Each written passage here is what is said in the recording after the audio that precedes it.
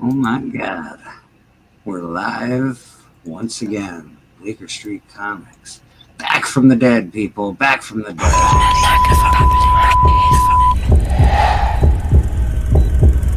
You're all clear, kid. Now let's blow this thing and go home.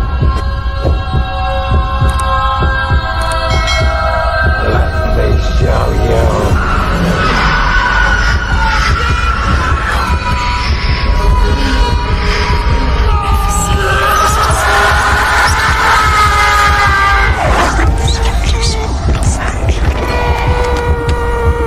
I'm watching you.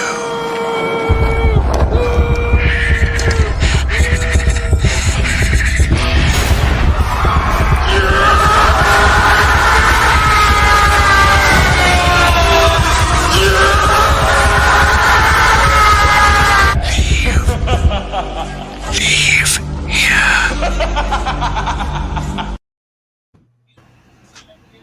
Boston Chris, Yep. you were, I believe you were with me the last time we were on and got rudely cut off. Yes, I was there. We weren't even aware that it happened. It was just, all of a sudden people like, oh, everything's gone. Like, oh, okay. I started getting messages because that's the only reason that I was actually aware that it was happening, because the live still said it was live. Yeah. So I was confused. I was just like, but we're still recording, aren't we? I mean, I see it. And then people are like, no, that's just StreamYard. That's not YouTube. I'm like, oh, well, I guess we're not here no more. So right now, you and I are by ourselves. We've got no love. Nobody wants to watch us. But that's not a big deal. That's okay. We're going to go through a box. We might even be able to do Keys of the Week again, because guess what? I didn't get to do it on Sunday, even though That's true. Yeah, we didn't get far into that. We did it, except you can't see it on my channel anymore. So yeah, maybe we'll do that. But definitely we're going to go through a random short box that I have. Obviously, I don't know if everybody knows, but I used to have a small shop inside of a flea market. So I have tons of books for sale. And we're just going to go through a sort of a small sampling. I just picked random handfuls out of some boxes. See what we got going on in there.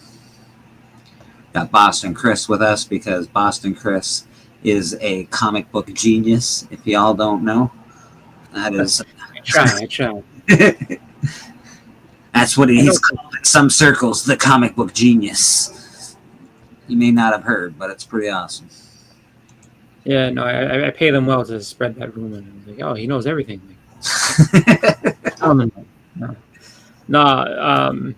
Yeah, I just wanted to come on and then just kind of see, or just see what's in there and just kind of let people know or show people that he's got a bunch of long boxes. And when I say a bunch, it's I mean, you're talking about more than 50 long boxes full of different books that are all over the place. And of course, when you have that many comics, it's hard to know what you actually have in there, because I'm sure that there's stuff in there like, oh my God, I didn't know I had this, because I don't have that many. And like there's stuff that I forget that I have all the time. I forgot I had the first appearance of Beavis and Butthead. I just pulled it out recently going through those boxes. I was like, oh shit, yeah. First appearance of Beavis and Butthead. Yeah. So, it's always good to kind of go on and look. And then of course, if you're like you are, you're trying to make sales here and there and everything. So it's just like, hey, like let's see what's there. Because, you never know. Somebody might be like, oh, you know what?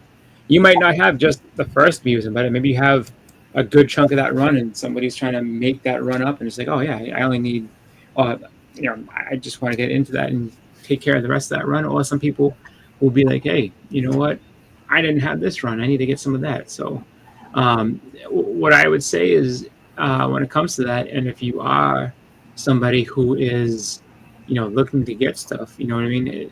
Somebody who used to have a comic shop and a flea market is a great person to talk to, because there's probably a lot of good run fillers in there that you may not have, or just books that you don't know about, and maybe he hasn't. maybe there's some keys in there that he didn't realize. I put this in there just one day and I forgot about it. That's true. That is It's always it's like a big reveal. You always got to sit there and show the people what you have, and then see what people have. And all I know is that it's great for you can sit there and just say, hey, did a preview. I mean, there's plenty of content for your channel. Like you can sit there and be like, all right, we'll do however many a week or whatever if you wanted to, and then you can sit there and say, hey, coming up on a preview. If you missed the last one, go check out this because Band of Brothers auction's coming up at some point, and I already did some previews of some stuff I have, so we'll see what happens. And then people can tell you, what they're interested in, and then you know what to pull out and have ready for said people or maybe other people. So you never know. True. I am on Astonishing Auctions on Sundays. We do Band of Brothers auctions once a month. I don't really try to push my sales down people's throats, so a lot of people don't realize that I sell comic books, even though behind me every Sunday is a big for sale sign. And all those books behind me are always for sale. Usually I try and get better books up behind me so you get some really good stuff. All this stuff's always for sale. I try to change it out. Mad Spidey. Oh shit, Mad Spidey, brother, I appreciate you, my friend. We got some Australian buckaroos. That is awesome, dude. Let me give you a little love all the way from Canada. Australia and Canada, we're like peas in a pod. You know what? I don't know if I can. It's not Sunday, but we're gonna give you that one anyway. I think we have seen a miracle, and this miracle is forgiveness. Yes, that's right. The Lord will extend his forgiveness. Yes, he will. But he ain't gonna do it for free. No. In order to be forgiven, you must go to the root of the word, which is give. Give. Give a Cough it give. up. Reverend Gates, I think this deserves a song. Appreciate you, my man. Thank you so much, Spidey. Yeah. Yeah, I didn't think I'd be able to go live again. So being able to go live and getting a donation first thing makes me very happy, and I can't say thank you enough, brother. My live got cut this Sunday. YouTube is very, very strict on their rules now. But this has always been a rule, and I've known it was a rule, except I didn't think that toys counted. Toys count. Yeah. No, we found that out. That was Toys crazy. count. No showing pew Don't pews. show anything. Pew pews, not good. Yeah, don't do that. Just a little bit of a public service announcement. Just Yeah. don't do it. Don't talk about them. Don't show them. Don't do nothing with them. It's not good. So just keep them off, and just I don't know. That's the best advice I can give you. Just what, it's not worth it. The consequence of potentially, being just banned. I guess so. Just like we're not going to do that anymore. yeah. So just be careful what you show on YouTube. There'll be no. How do I say it? There'll be no mercy. There'll be no mercy. There'll be no flag showing on this channel. And if you know the flag I'm talking about, there'll be none of that. There'll be no female anatomy shown on this channel unless it's covered with clothing. We gotta button it up. We gotta straighten our ties, and we gotta make sure the man forgets us. Yep. Mr. Matt likes comics. How you doing, brother? So he thought it was the problem. Is no. They took it down because of the fact that they're making sure that everybody's following their standards, and if you don't, you will be dealt with swiftly because that they don't play. No, they do not play. The way that I did, I don't know. He's probably not watching right now. But the way that I did get through to maybe a live person was go onto my channel name, click a few buttons, and then it leads you to a help button basically, and you can talk to somebody there. I believe it starts off as a a bot kind of person, and then if your problem is a real problem, they escalate it to an actual real person. Yeah. So yeah, thankfully I was able to do all that, and they said that. So in the end, what they said was, we've reviewed your video in depth, and we found that it does not violate our policies. So what we did actually didn't violate any policies, but because of the algorithm, it'll catch it every time. So we're not doing that ever again. That's just a fact, Jack. No toys. None of your weird sex toys on here, buddy. It was such a good stream too. I showed an awesome, my awesome Star Wars toys. I'll have to do that again, but that takes a lot of work. Gotta clean my shelves off. I already did that once. Not for another 6 months, people. Sorry, you get no more Star Wars toys. But I did show off awesome Star Wars toys. Oh well, we'll figure it out. Glad to be back. Very happy. Oh no, my daughter's mad. Right? I told her just because I'm trying to be as careful as possible with community standards and things, and I don't know. I'm sure that if she came on and said hi, it wouldn't be a problem. But I was like, you know what? I'm not taking any chances. I don't want any sort of, which I'm sure it wouldn't be a problem. I mean, obviously, but I think it's fine because there's an adult present and you're her dad. But I would rather. Yeah, I'd rather just not, actually. Let's just not let that happen. Exactly. So I said, not today. We'll see what happens, but yeah, not right now. No. I'm sorry, little one. I apologize. I like seeing you too. There's a reason. There's a reason. See, she's telling her mother now, and I'm like making it seem like I'm mean, but no, there's a reason. Dad's a mean jerk.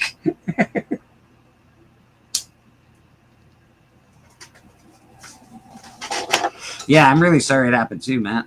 But I'm going to go through a short box of just random stuff. Obviously, everybody knows I sell comic books. I just want people to see some of the cool stuff that I do have for sale. This is just random out of the back room. I got a bedroom full of comic books, which is awesome. Except it's also not awesome. Yeah. So this is... So which box is this? The rando box, or is this the? This is a random short box. So what I did, I went into a bunch of long boxes and pulled out handfuls and put them into a short box. That's basically what I did. All right. Well, you should probably make yourself big. Yeah, we'll make myself. Oh big. wow, it's starting out with something pretty cool. Because I know what that book is right out the rib. There we go. Oh. So where did Boston go? I'm still here. There you go. All right. Yeah, lighting's probably not the best as usual in my apartment, but that's okay. Oh, this is a good one, actually. Yeah, so that's the first Excalibur. It is, but do you notice something interesting on the cover? What? Canadian price variant or something? Oh, This is the no price variant. The no price. That's right. So Took me a second. I was like, yep. yeah, so that's the no price variant edition of Excalibur. Also, first Excalibur. Oh, Yep. Austin, you're definitely going to have to help me with all this stuff. Oh, there we go. G.I. Joe Special Missions. That's good. It's a good shape. That. Oh yeah, they're all in great I don't shape. think that one's necessarily anything, but if you're a G.I. Joe collector, it is the Special Missions. There are some first appearances in there. I know. Was it Lowlight? I think it is. Like he's in that. I don't know exactly which issue though. So this is almost in a 9/8 condition, actually. Oh, there you go. Yeah, that's later on. G.I. Joe. So Yeah. those are always got Road Pig on the cover. 83. Yep. We got G.I. Joe 84. Oh, that's I think that is Resurrection of Is that the Resurrection of Cobra Commander? It's either that or it's actually no, it might not be. It might be like basically there's a bunch of stuff that happens where Cobra Commander gets betrayed, and but he does come back and get his vengeance. This is in very nice condition as well. Probably nothing, but it's still a black cover for GI Joe. That's the first. I think that's the first appearance of the Python Patrol. But yeah, it's a good one. Definitely a good book. That's in very, very good condition. Obviously, I pulled a GI Joe part of my box. Yeah, there you go. Now, that's an homage to a bunch of different covers. So that's a Mr. Miracle that was later on done by Wolverine number 8. So it's like a cover that they've used a bunch of different times. But yeah, I know that cover. All right. This, I know what this is, but everybody should actually get these books. These are going to be important. You'll be able to sell these pretty easily soon enough. G.I. Joe Transformers. This is a 4 set. This is number 3 to that set. G.I. Joe Transformers is going to be a thing. It's a real thing, people. Oh, G.I. Joe Real American Hero, number 37. Oh, that's first appearance of Flint. First appearance of Flint. That's cool. Mm-hmm. Right. G.I. Joe Yearbook number 2. Those are always cool. Trying to think. I don't know if there's anything special really in that, but let me just double check because It's in very nice condition, and it's a newsstand. I think the newsstand actually matters for this book because it's a 175 book, so it probably came out in 1988, 89. So with that, I would say, just keep looking at those because if you get number 4 is the first appearance of Crockmaster. Oh, all right. G.I. Joe Special Missions number 5. That's a cool looking cover. I swear to God, Boston, I'm not trying to sell you any books. It was random. It was a random pull. No, that's good stuff. So there's Low Light. Actually, Low Light right there. That's the guy with the red sunglasses. That's him. Oh yeah. I don't know if that's his first appearance, but I do know that that's where he comes in. G.I. Joe. This is in nice condition. Real American Hero number 80. Oh, that's something, and that's actually, I want to say, not low print run, obviously, because it's at 80, but that's one of the ones that I know I had trouble getting. So seeing it in a newsstand is a good. It's definitely a good book to pick up if you can find it. Like number 80. Oh no, actually, I'm sorry. That's I see. I knew I messed up. There's a bunch of first appearances in that. Hit and Run, Hardball, Charbroil, Muskrat, and Armadillo. So there's 5 first appearances in that book. Jeez, okay. Looking good. Yeah, and then the other one that you showed, the Road Pig. So the one with the cover with the arrow. That's the first appearance of Road Pig. Okay. 89. I wouldn't say this is like a 9 or better. Probably more like a 8, 7. But it's just that funny cover, like you get the basically the gun. Yeah. Gun, I actually looked at it and then I was like, maybe I shouldn't show that too long. Let's not show that one too long. What's that? 67. About a 67. So yeah, just a good cover. Yeah, it's got a little bit of it's got some waviness to it. Could be right here. It's like I don't know why it's waviness. Yeah, it needs a press. Not color breaking waviness, just some waviness. Yeah. Who Dat Comics? What's going on, brother? Oh, so that one that has Flint. I also forgot about Tomax and Zaymot, and Footloose is in that one too. So funny that so many people appear later on. That's mainstays in the cartoon. Oh, well, this one doesn't have any waviness, so I guess I got a real. There you go. So apparently, I need 2 of those. 68. Have some vehicles on the cover. Very cool. G.I. Joe Transformers number 4. So that's part of that 4 set of G.I. Joe Transformers that everybody should have, by the way.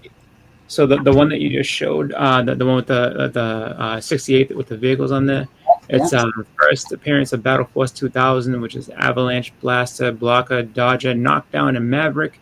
then the first frostbite, and the first appearance of the WRMS, the worms, all spelled out. So This is pretty cool. I got the G.I. Joe 25th anniversary special issue.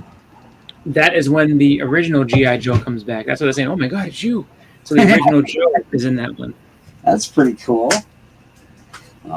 See, I like this stuff. So I got Stephen King, Dark Tower Gunslinger, #1.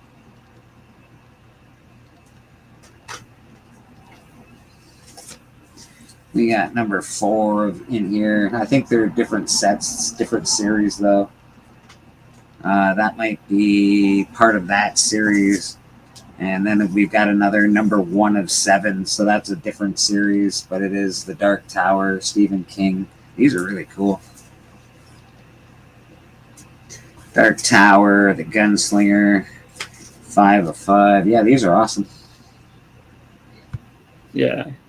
You like Stephen King? You like, yeah, these are good books. These are really cool. Stephen King Gunslinger. Yeah.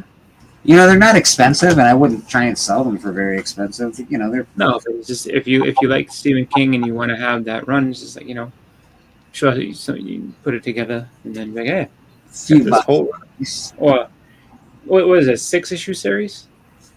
This is, I think, 2 different series, because I've got 1 of 7 and 1 of 5. So I've got 7 of 7, 3 of 5. So, and I don't have all of them, I don't think. Yeah. But I have most of them. You piece them together and say, all right, piece all this and see what happens. Oh, this is just a cool ass cover, because you had me at skeleton, baby. Oh, there you go. Why does she look like Princess Leia for some reason? That's what I was going to say. It looks like Leia a little bit. Yeah. This is not in good condition at all, which is probably why it doesn't have a bag and board. I know, I see it. Yeah. The is it called Teen Titans and X-Men? Yeah. It's really cool. It's a newsstand. It's really awesome, but it's just in pretty poor condition. It's got looks like it's got some tape on the back there. Right here, there's a piece of tape. That's the back cover of that book, though, which is cool. Nice. Yeah, I never really ever see the back cover. I only ever see this cover, but yeah, that's I'd probably put that in the $1 or $2 bin or something like that. Oh, absolutely. That's a $1 bin book, but that's okay. It wouldn't have been a $1 bin book if it was in good condition. Yeah, just trying to figure out what I got, man. Really. Exactly. That's all you can do. Aquaman, blank sketch variant. Oh, there you go. You could sit there and just put, get a whole bunch of blanks together. Joker, 80th anniversary sketch. Oh, nice square bound blank. There you go. So, for all the artists out there, you go. You get 2 blanks right there. You got an Aquaman. You got a Joker. I'm sure there's more. Oh. Maybe not. We'll see. Luke Cage, Hero for Hire, #7. Oh, there you go. In excellent condition. Perfect. Could use a new bag and board, but still excellent condition. These things are great, and I had such a hard time selling them. I don't know if I want to sell them now.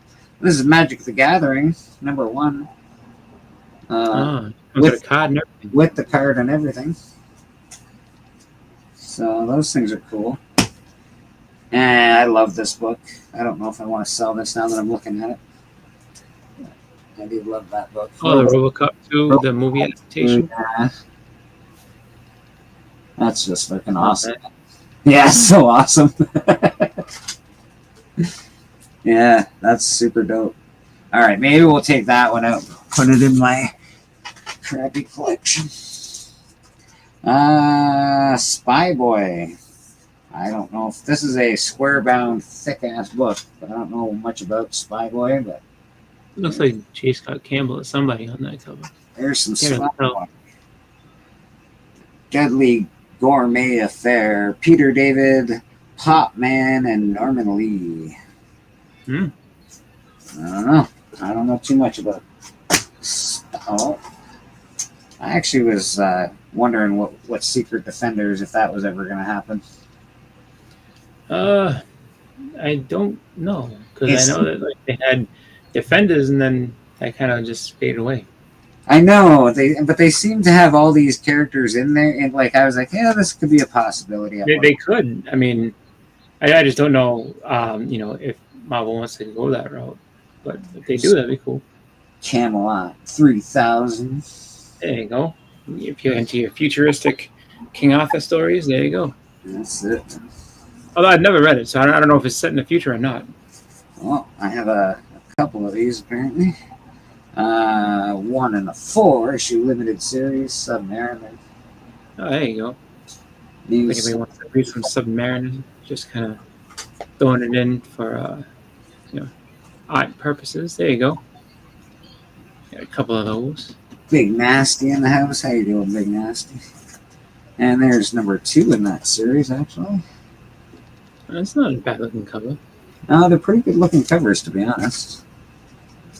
They're pretty good looking covers. If you like Namor, this would probably be a cool little series. Yeah. Oh, I think I got into my Deadpool for a second here. Yeah, it looks like we're into Deadpool. All right. Let's see. A smattering of Deadpool comics here. I like him a little bit, Yeah, people seem to like Deadpool. He seems to be alright. Deadpool 53.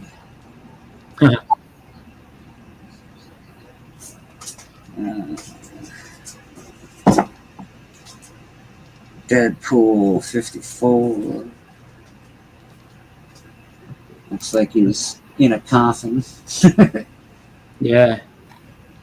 It actually looks like a newsstand. No, it's a direct edition. We're alright. Oh yeah, this is just a really good Deadpool run. If you like Deadpool, you'll enjoy this. Figure out.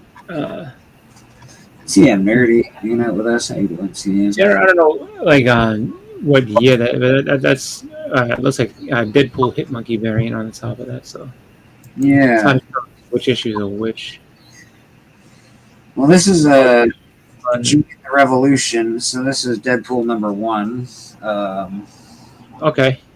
I think that's the 2000. If I had to say, maybe 2016 or so, maybe. It's hard to tell because I know he's had a bunch of different runs. Yeah, I would think it would be 16. Yeah, maybe 2015. There's number 2. So I got the full runs on Deadpool. Most of the runs on Deadpool.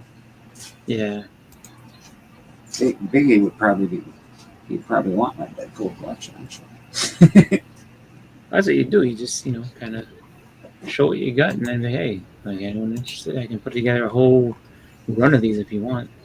What the hell is Deadpool punching out Abraham Lincoln. Abraham Lincoln? God dang it all. That is very un-American, Deadpool. Come on, bro.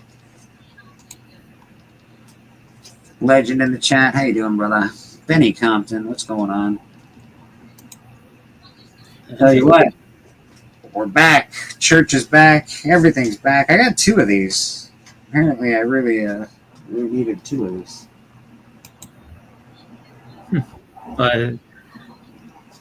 See if George Washington gets revenge for Abe. Yeah, I'm guessing. The flag is cool, though. He's got the American flag with the, looks like a... Yeah. It's pretty cool.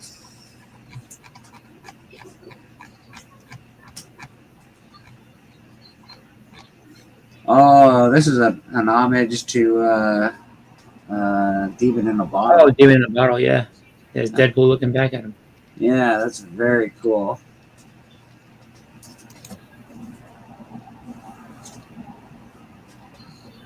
Deadpool stuff. That looks newish, but the ice cream truck is coming down. Yeah, it's definitely... Oh, you got a shark cover, people. Where's Roscoe when you need him? Oh, yeah. I've seen that one before. For some reason, shark covers are an actual thing. People actually are like, oh, I collect shark covers. Marble covers, too, people collect. It's really weird. Yeah. But everybody's got their thing, I guess. I'm just happy to be allowed back on YouTube, so thank God for that. Oh, that's cool. A pistol on top. Yeah, that's really awesome, actually. This Saturday, King John will be fighting Reverend Bleeker on the hunt. Church versus state will be having a battle. I assume it was King John and the state that tried to get the church canceled. So, if you want to watch a good battle, come to the hunt on Saturday. Nice. Yeah, Deadpool. If you like Deadpool, I got a shit ton of Deadpool comics. So That's good. I got full runs of this. Looks like this one with the red border on the bottom. I got like 1 to, I don't know, 20, 18, 20, 21, 20. Oh, 22 is really cool. This is a great cover. Yeah.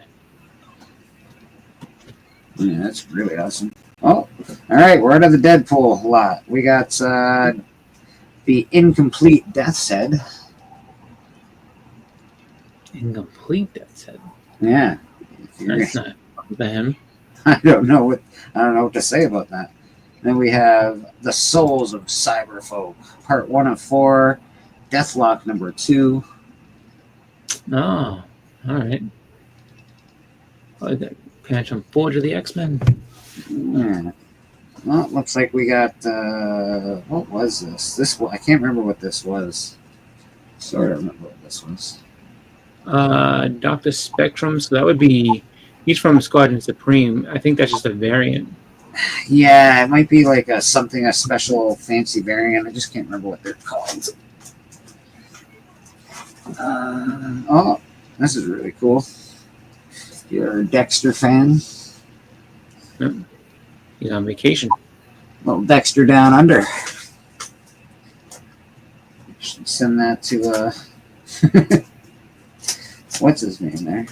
Matt Spladey. Excalibur annual number 1 apparently. Uh-huh. That's cool. Oh, we got Food of the Gods, Marvel Classics, number 22. Nice. Oh, we got a flashback comic in here. Uncanny X-Men. That's just a reprint. Looks like we got some 90s Namor. This looks like it's actually part of my original collection, the 90s Namor stuff. Oh, there you go. Yeah. Definitely had Namor and Wolverine and what else did I collect?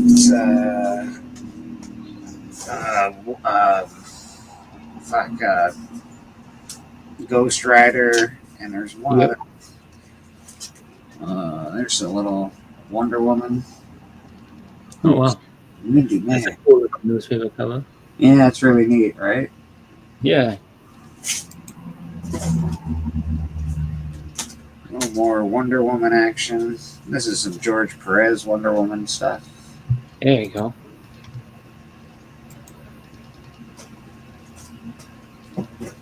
Oh, we got Witches, number 4, apparently. There you go. West Coast Avengers, number 15.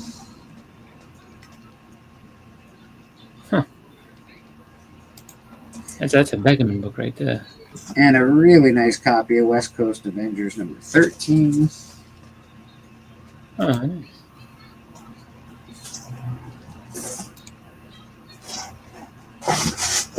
So the Deadpool run that most of that Deadpool that you have, I think, is from it's like 2012 run. But yeah, you should put a bunch of those together. I would say, most of those ones just throw them all together. I'm like, all right, here we go. Got a lot of this run. Pick it all up. There you go. Some West Coast Avengers for the people. West Coast, gotta have some West Coast, West Side. There you go. So see, so now if you're trying to fill in holes in your West Coast Avengers run, got a whole bunch of Bleak can get to you. Oh yeah, I got tons of this. I also have tons of Marvel Comics Presents Wolverine. Oh, there you go. Tons People love it. Oh, there you go. That's a Sam Keith one. People love those Sam Keith ones. Yeah. What's this? Wolverine.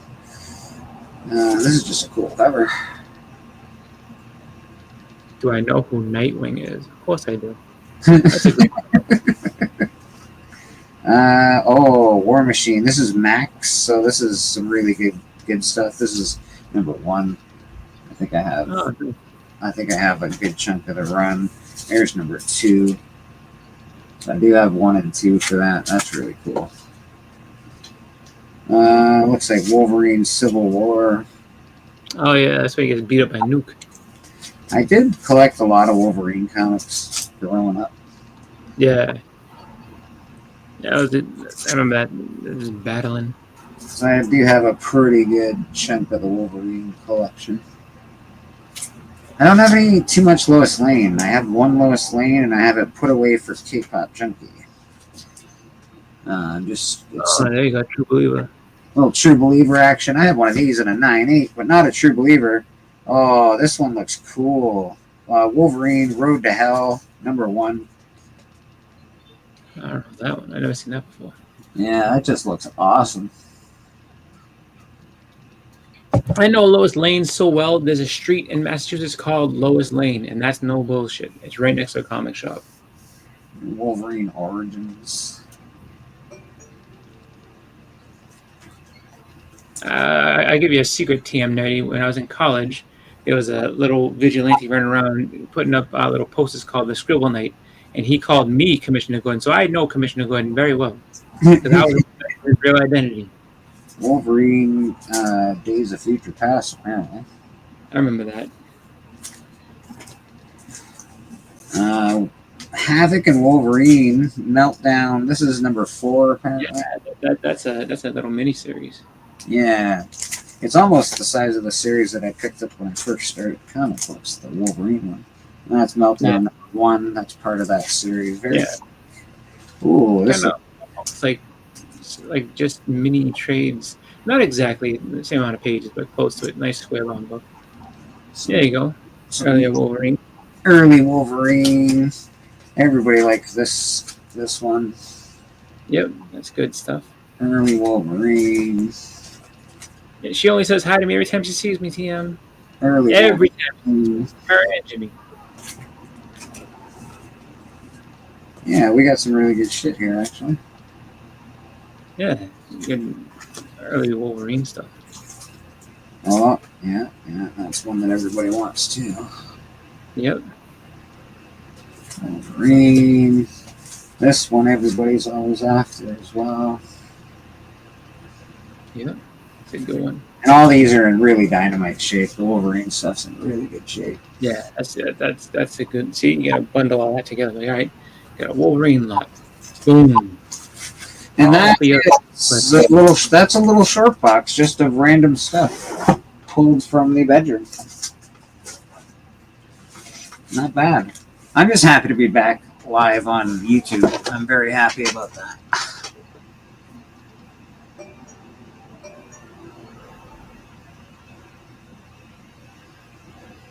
I'm getting a lot of messages for some reason.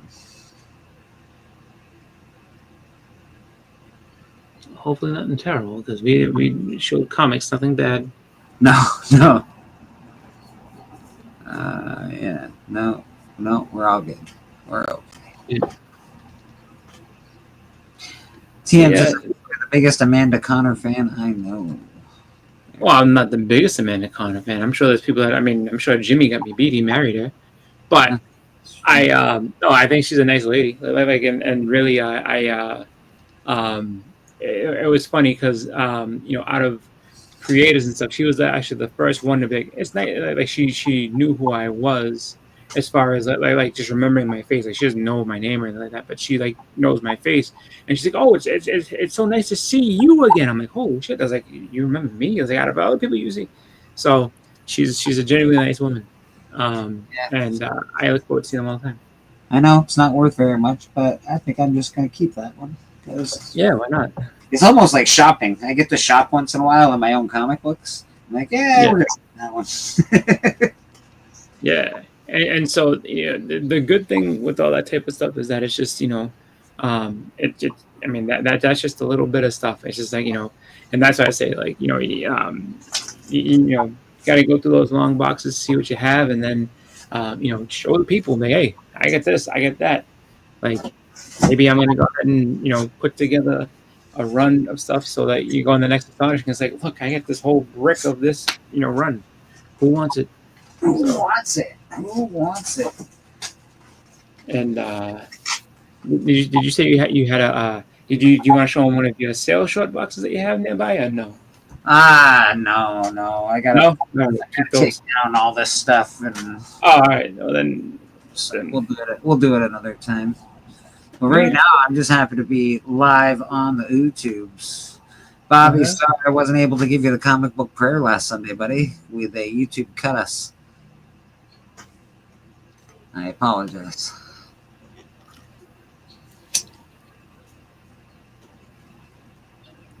yeah.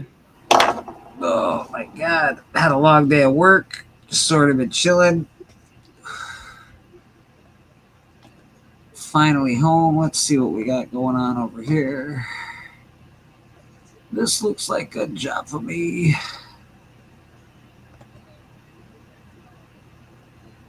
Oh, I think we got new keys of the week. I think this is next week's keys of the week up already. Oh, probably. Yeah. Just because once you get to Tuesday, I mean, it's a no, nobody's worried. Oh, people already know these ones. So, they put up the next one. Say, all right, what's coming up there? Because they can go ahead and look at the solicitations and be, hey, this was coming. So No, we're still good at this week's keys, but I don't think I will. all right. No, I think it's still. Hold on. Wait. I think it's the same. I think it's the same as it was when we did it Sunday. Yeah, I think I had it with non-keys. So, yeah, no, it's the same people, same things. Nothing different that I remember. So yeah, no, same stuff. I think it won't change till Wednesday, maybe. Probably because they gotta, they'll probably keep it till like Wednesday, Thursday, so they can put up all the new stuff. Like, oh, like next week is gonna be this. Why do we need to keep Ultra Humanite in our heads, in our he's? Ultra Humanite? Yeah, why is TM he's been screaming this all day about Ultra Humanite. What's going on with Ultra Humanite? I don't even know who that is. It's a DC character, I'm sure of it. No. Is he gonna be in a movie, TM? Is he gonna be I mean, you never know. They had Polka Dot Man in the movie. Who would have thought that no one knew that. I don't think anyone was like, who's going to come to the big screen? Polka Dot Man. Like, oh, okay. So maybe the Ultra Humanite will be in there somewhere. maybe. And then people like, I've been an Ultra Humanite fan for years. And like, oh, really? I think you just heard of him 5 minutes ago. Yeah. Just like all of the Kansas City Chiefs, all the Kansas City Chiefs fans. Oh no, bro! I've loved Kansas City for fucking eons, bro. And Bobby, I get you. You must have because you're a Kansas City guy. Yeah, no, but it's just funny, like how everybody, like I think the first time I had run into anything like that was in when I was RA in college, and I had my first year I didn't have a game development doing, but my last year, my senior year, all the kids in my hall, or most of the kids in my hall, were all game design students, and so they're all talking about this and that, and then they like somebody just starts talking about comics, and so I'm overhearing them, I'm listening. Deadpool's my favorite character. He's my favorite character. He can't be your favorite. And they're just going on and on and on about how Deadpool's their favorite and they love him and he's the best. And ever since he came out a couple years ago, and I was like, I'm sorry, what, he came out when? And they're sitting there telling me all this stuff and letting me all know. And I'm like, okay. And I was just like, I just want to let you know. I was like he's been out for a long time, like before most of you were even born. And like, no way. I'm like, oh yes. I was like, I have his first appearance. I was like, you want to talk about comics? I'll tell you all about comics. And I'll tell you why I think all you. I mean, he might be the first character that you've ever, heard of, seen, whatever. I was like, but I don't think all of you like Deadpool the way you think you do. I was just like, I'm telling that guys that right now. I think he's just the one easy character that you just pull out of the sky. I'm not saying anything bad about Deadpool. Deadpool's great. I just know that like these kids were all born in like at the time, like they may have been born in like 1995, and I'm like that. Like I don't think you really know Deadpool the way you think you do. No, they see the hats at Hot Topic. They're like, Deadpool's awesome. He's my favorite. I saw a movie last week. Jimmy Olsen owes me $5. Jimmy Olsen. Jimmy Olsen owes me $5. Jimmy Olsen, ladies' man in the Superman movie. He's he can get any chick he wants apparently. I don't know. Yeah, and first of all, he's too ugly to be mean. The kid that plays him looks like a nematode, and he's like, "Oh, look at this girl." I'm like, dude, with that face, you're lucky that girl even looks at you. All I'm saying. Yeah, he's not an excessively attractive actor. The guy that plays Jimmy Olsen. So no, I'm waiting for him. I'm waiting for him to be exposed as like the reason he gets girls. I'm like, oh yeah, no, I know Superman. He's one of my best friends. I'm his pal. I guarantee that's got to be the whole connection to it. Like, how do you do it? Because he tells everybody he knows Superman. That's what it is. Guarantee it. So I'm waiting for that to be exposed. We're bringing people in the community together. TM and Biggie Shaq are finally meeting for the first time. It's really nice. Yeah, it's lovely.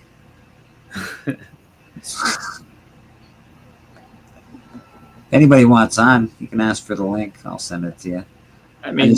I just wanted to pop on because church got buggered up this Sunday. I didn't get to make any content on Sunday, so that really sucked. Yeah. I wanted to show off a few books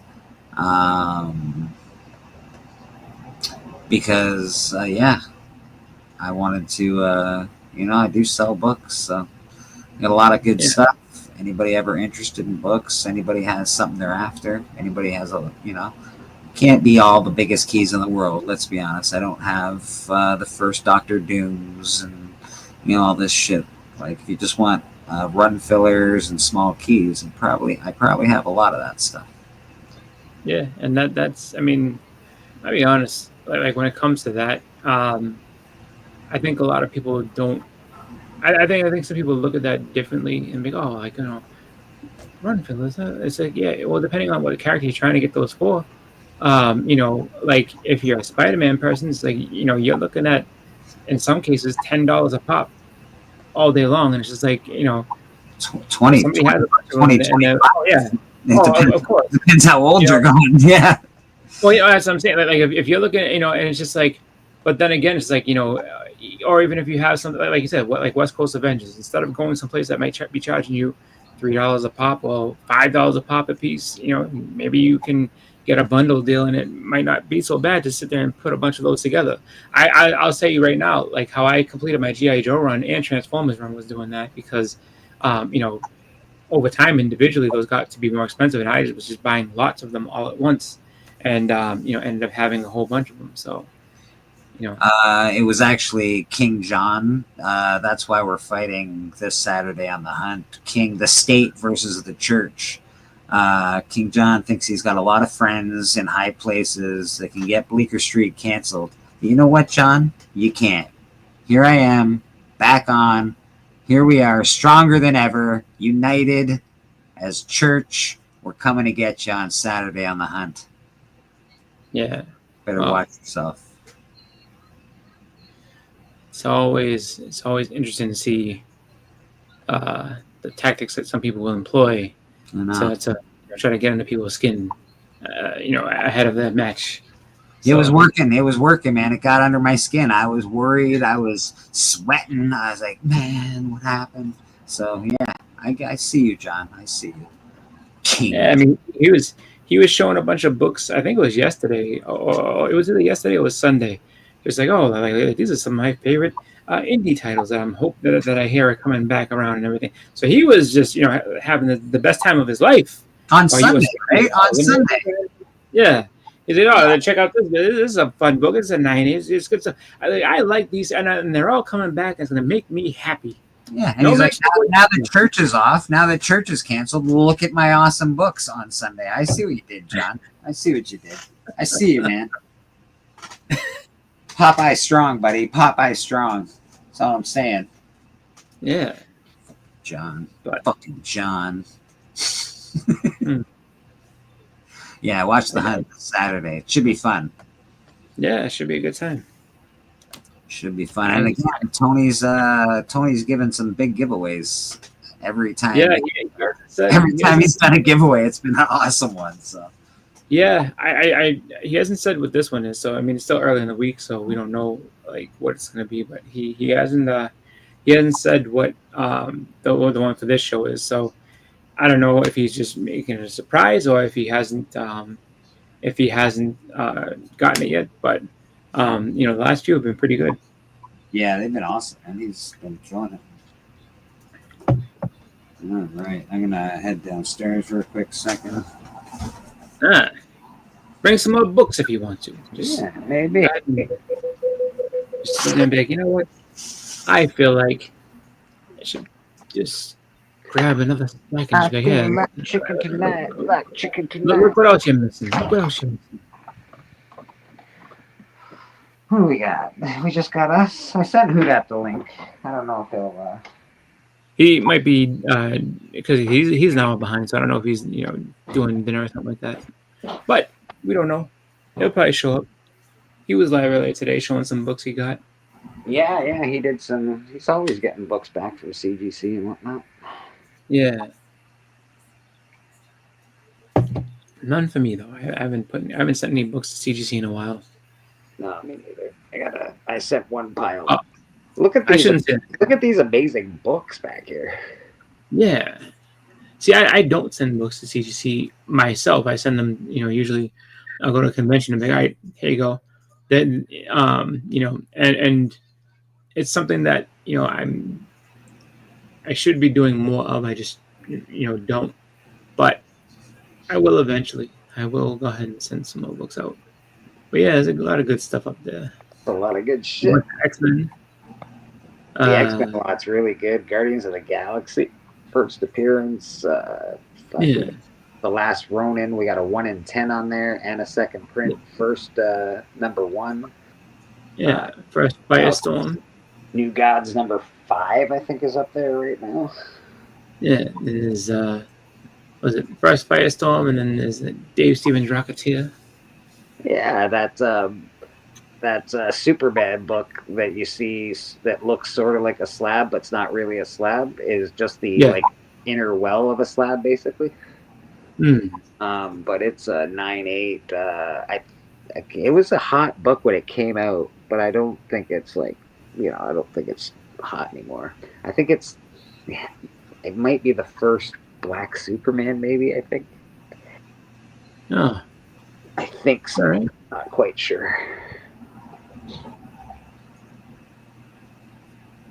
That's pretty good. Yeah, And there's some great shit up there, man. Yeah.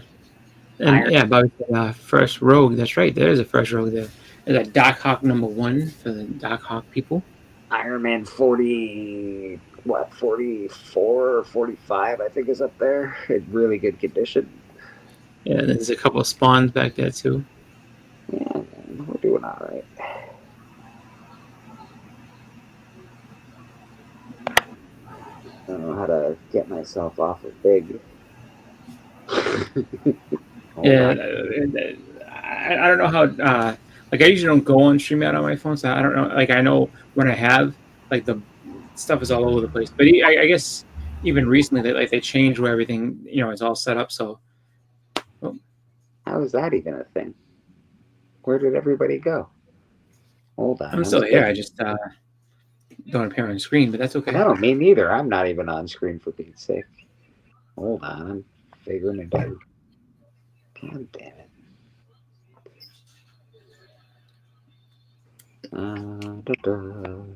Layout, placement. What are we doing here? Spider-Man is the guy who is a local exterminator and gets rid of people's spiders and pests. He also takes care of roaches, centipedes, millipedes, and household flies. So if you need someone to come and kill all your bugs and pests, call Spider-Man. Why am I on stage now? How did that even happen? I'm telling you, it's a new orientation of all this stuff. Or I don't even know if it's a new orientation. I just know that it is when you're in the phone, things are not as simple as when you're on the computer with StreamYard. It's not at all that simple anymore. Yeah, like I've made that mistake before too. I'm just pressing things. I'm like, oh, this. I mean, but usually I'm not hosting at that point, so I'm able to sit there and like, okay, this is what So it's just like, all right, it's just basically getting me on the screen, not nobody else. So. Well, we got the man, myth, the legend in the back. Let's get him on in here. Yes, pest control. That's his.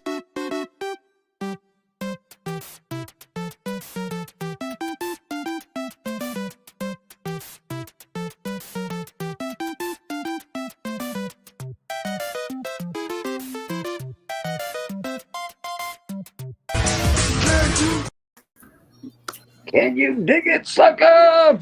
Hello there. Hello there. Hello there. Wait a sec. Is that your white? Is that your white voice? Hello there. Hey. We say peach.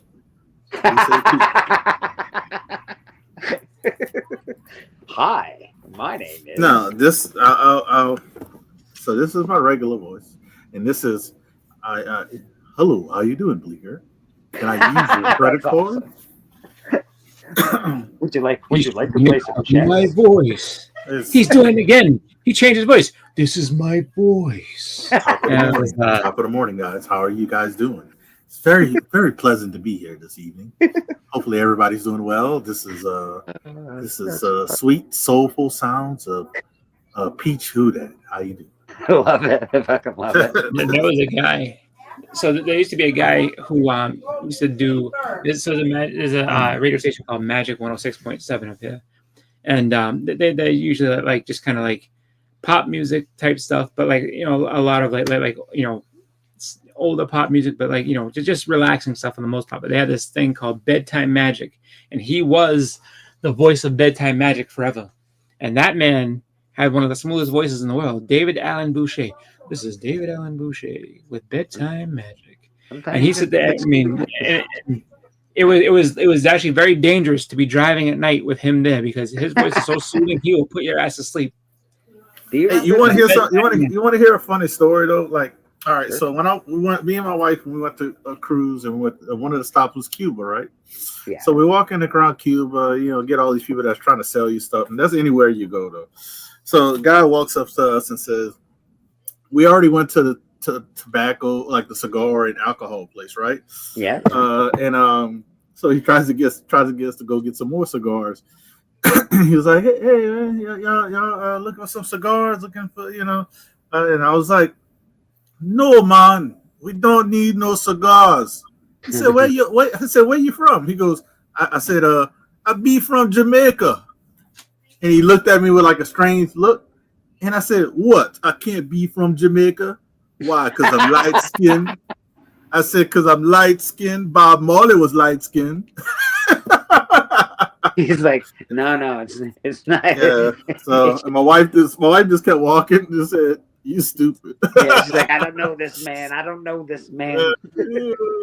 said, but it stopped him from trying to sell us something, right? And she was like, "Yeah." Hey, That's when you sit there and just talk like this. Like, no, I am from Jamaica, born and raised. What are you talking about? You don't sound like Jamaica to me. Like, oh, so we all got to sound the same? Is that what you're trying to say? No, that's when he looked at me and he said, "That's why I told him about the light skin." And then then he asked what he did the whole Dave Chappelle. I said, "What part of Jamaica?" I said, "Right near the beach." Boy. At that point, he probably knew you were joking. He's like, "Oh, that's no." I don't know if it's Cuba. I don't know what they know and not know, but it was still good and it worked out well. Not gonna lie, man, that movie with Steven Seagal when he was going against the Jamaicans. I saw that when I was a kid. I was speaking like a Jamaican for some time after that movie. My parents didn't like it. Nobody liked it, in fact, but I did it anyway because I was a child Yeah, and I I did think that not was like. know any better. I was like, Actually, bumble I clock don't this and actually. I bumble don't know clock what the that. name of that one was, but I do know that like the guy he fought or whatever was named Screwface. Yeah, I think it was hard to kill, maybe. That's the problem. They all had the same like name. It was everything was something kill this or that, and so so that's why it's trying to figure out exactly which one it is damn near impossible. I do know because there's one where he does a very very bad Italian accent, and it's very funny.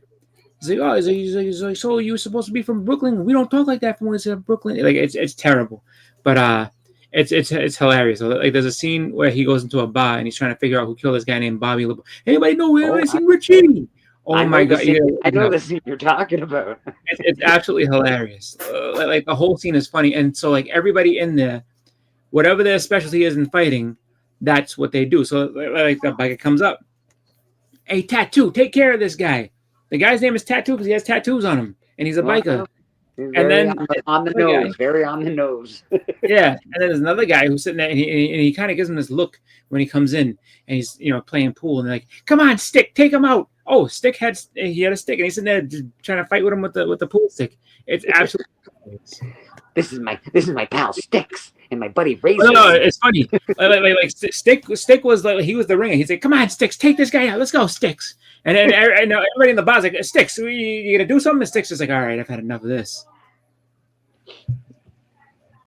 Yeah, that was I can't remember the name of that one. I can't remember the name of it, but it was I liked Steven Seagal way back in the day. And then I don't know what happened to him. He became what he is now. He's such a weird dude, man. He's not a good guy. Not a good dude.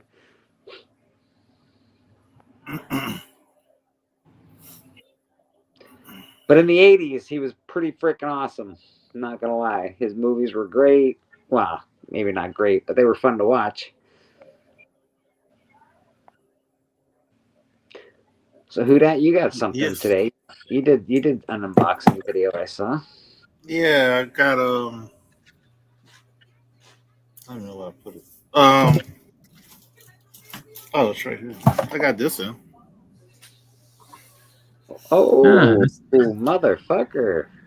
Got a book I want. There it is. Yeah, it says Canadian price variant.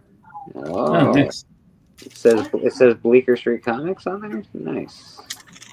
I don't see the letter B on it. Just Thundercats. I don't see the letter B. see No, D. I don't see that at all. Fuck. Nope. I don't see that at all. And I don't think this book was. I don't think this book was pressed. Not saying it would get higher, but it's got some waviness at the bottom. I don't know if I can better see it, but it got some waviness at the bottom.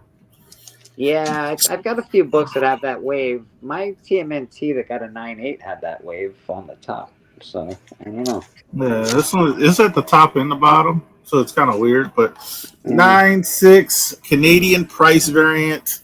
I just got that in. I sold my print. It's the first print, I take it. Yeah, I would guess. It doesn't say it's not. You better check. I mean, how? No, it should say. It should say because there's first, second, third. Yeah, it don't. Yeah, it don't say nothing on it. Like, it just says Canadian price variant. As this. It it's not the. Yeah. I mean, it's not Canadian price variant. That should be good. Yeah, I mean, it's not a. I know it's not the newsstand version, but so that's about it. I mean, I did my little, and it even says it on the slab, like 75 cents cover price. So. Yeah. I know it was what was it, 50 cents for the US? 65, I think. Maybe. Oh, it was 65 cents. You're right, 65 cents. So I got that in. And the two big books I picked up. Got these both for basically $200. Oh yeah, nice. Nice. First Sabretooth action. Yeah, first Sabretooth. This is probably a 7.0. might be a little better. When Dustin comes back from his vacation, I'll probably mail it to him. But yeah, so I got that, and then this is probably an 8. It's a newsstand copy. Curious to see it'll come back as, but well, actually, I don't think it's an 8. I just noticed something. It has like a little tear on it, but Yeah. but it's a nice copy. I'll still get it graded. I don't have to argue grades with anybody.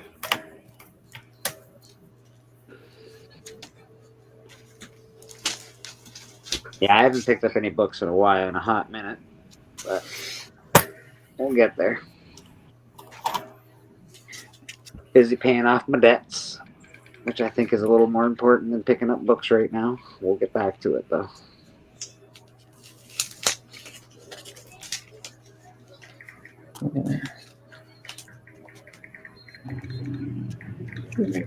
How did Kansas City do this week, Bobby? I think they lost. I don't remember. And see, Bobby does need the prayer. I don't remember. But there was a lot of people who had kind of off weeks. Like just, what was it? The Eagles got manhandled by Minnesota. No, not the Eagles. Not the Eagles. It was, no, who was it? Somebody got crushed. No, it was the Eagles. They Minnesota like smacked, and then the Eagles are undefeated. No, somebody got beat. Somebody. Damn it! Who am I thinking of? Somebody got Minnesota like put a beating on somebody. Like it was early on. It was like wow. Well, I was about to say like I know Eagles are undefeated. Someone's stolen Biggie Shaq's phone or something. Biggie doesn't. He's not a Titans fan, is he? I thought he was a 49ers fan. Unless he's talking about the book I just showed. Oh yes, yeah. He might be talking about the book you showed. Who got beat? Is it? It wasn't them. Who did? Sorry, the Bengals. Yeah, the Bengals got beat up on big time by the Vikings. And then the Panthers had a good game too. They shut out the Falcons. Yeah, the Falcons actually have a really good team. That's what's crazy about them. Oh no, yeah. So, never mind. So the Chiefs beat up on the Giants. Yeah, the Giants. Giants are starting Jackson Dart next week. Yeah. They were just fucking fantasy teams. One of them lost for sure. The one that I'm in with you guys, I was like, I had a real good chance of winning that, but nobody did very well. So I was like, fuck. Yeah, no, I had no chance in like that one. Just Jamar Chase not doing well is what was my downfall, but it's all right. And then in the mock draft league though, I'm unstoppable. Like I just I don't understand how, because it's not a bad team, it's just not a good team, and it's just like but like that team is just like the game's over by the end of the 1:00 game. I'm like, I'm cruising this week. I already know. So we'll see what happens when the other shoe drops. It'll be something to see. For now, I'm doing great in that league. And the one I'm in with you guys, I haven't won anything. And then my work league that I'm in, I ended up getting my first win this week, and I was like, please. And then I had to make a choice. I was like, look, I know, because in the one that I'm in with you guys, it was like the guy had Derrick Henry, Zay Flowers, and I forget who else. He had someone else, and I was just like, I need Zay Flowers. Like I've had to choose. It has to be Zay Flowers. Doesn't do good because I'm going against him in 2 different leagues. So I got my wish, but the other guys came through for him. So all right, whatever. I'm not upset. Could have been worse. Like Zay Flowers would have a great game, and I'm like, oh no, not like this.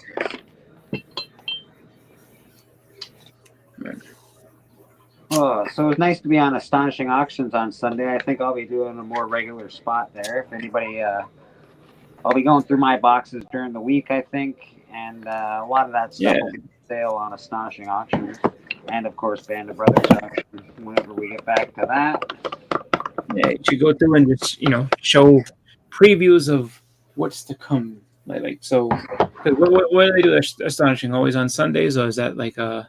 Well, they actually do Tuesday, Thursday, and Sunday. Oh. All I can do is Sunday. Yeah. So then, just give them a previous. Hey, here's some books if you're interested. Like, oh, here's some books I might be bringing to the show. Just because that's one thing I would, I mean, I know me personally, I would show things, and I'm glad people are interested, but I wouldn't sell anything before the show starts, just because there's no point. If I deplete all my stock of stuff, then what's the point of me showing up? So That's fair. on the day, see something you like, let me know, and I'll hold it for you. I'm like, all right, this book's going up. Make sure you're there. Because if someone beats you to the punch, that's not my fault. I saw a face peeking around the corner, Chris. No faces. Oh, the faces are in bed for now. Yeah, they should be. I would imagine. Yeah, no, it's. How old is she? 7 or something? 6? She's 8. 8. Holy smokes! Yep. Getting older and older. Yeah, Bleak, we're getting old. I don't even want to think about it, bro. Oh my God! My daughter's 10 and she's probably 5'5" now, but she was 5'4" a little while. Your video that popped up on my feed, I don't know, a few months back now, but your kid was like just born. I think you were reviewing a watch or a fucking wallet or some bullshit. Yeah. Oh, you talking about me? Yeah. My daughter was just born at that video. Yeah. It popped up on my feed, and I don't even know why it popped up, but I was like, "This is weird. This is really old." It's like it has my most views. So it just I see. So it keeps generating because it gets a lot of views. That's fair. Yeah, it has like 10,000 views. This guy really liked this wallet. all I was doing was reviewing a Kickstarter. So maybe I can recreate that when Murder King comes out. Please do. I might have to call it something else though. I'm a Live King. Yeah. We're being very restrictive of what we show and do here these days. I ain't afraid of no ghost. I'm not afraid of ghosts either, but I'm afraid of YouTube.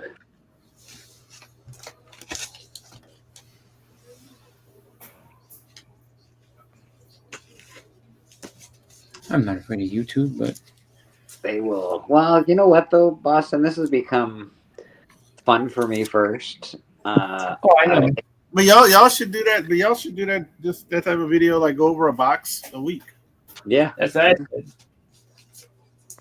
I say go through, show a box, and then say, "All right, here we go." And then if you can't do it one time, you can do it as a short. Do 30 seconds of showing some books and break it up. Do a whole short box, but break it up into 30-second segments and put it as shorts. That's not a bad idea. I use this app called. Let me tell you this app I use to make my little videos with showing my books. It's called CapCut. Yeah. My daughter showed me how to use that, so that's what I've been doing. I got a bunch of different video editing ones on my phone. I use iMovie and KineMaster, and I use for some filters. I'll use TikTok for songs. If I want to make a short and put it on Instagram, I have to use TikTok for music. They also have some filters that are cool, and they also have filters on that one that all the kids send naked pictures on. Snapchat. That's so out of touch. I was like, what? I don't really use it except with the filters when I make a slab or not the slab. That's the only time I use it. Yeah, I don't think that is the way that works anymore. 'Cause I think that now it's just Snapchat's a thing of the past, as far as I know. Yeah, I have no idea. That was, but when it first came out, that was the way. People were like, hey, check this out. I'm on Snapchat. Cool. Let's find out because it's on the stock market. So let's see how Snapchat is doing. Yeah. Let's see. Let's see how Snapchat stock is doing, folks. It's $8.50. Yeah. I'm not saying it's not doing well because people not use it. Great, but not bad. That's not that good for. It's not that good, but it's not that bad. No, it's not that bad either. It's not. That's actually you can actually buy in at that price. No. Now people do a lot of the. That's a good one to buy, and hopefully somebody buys them, like Facebook or something. Yeah. Oh, Facebook bought Snapchat. That shit would be worth a gold. Well, I think that when it comes to that, it's hard because TikTok and Twitter are kind of similar in certain ways. So it's just like TikTok is owned by China and Twitter's owned by America, so it's a little different.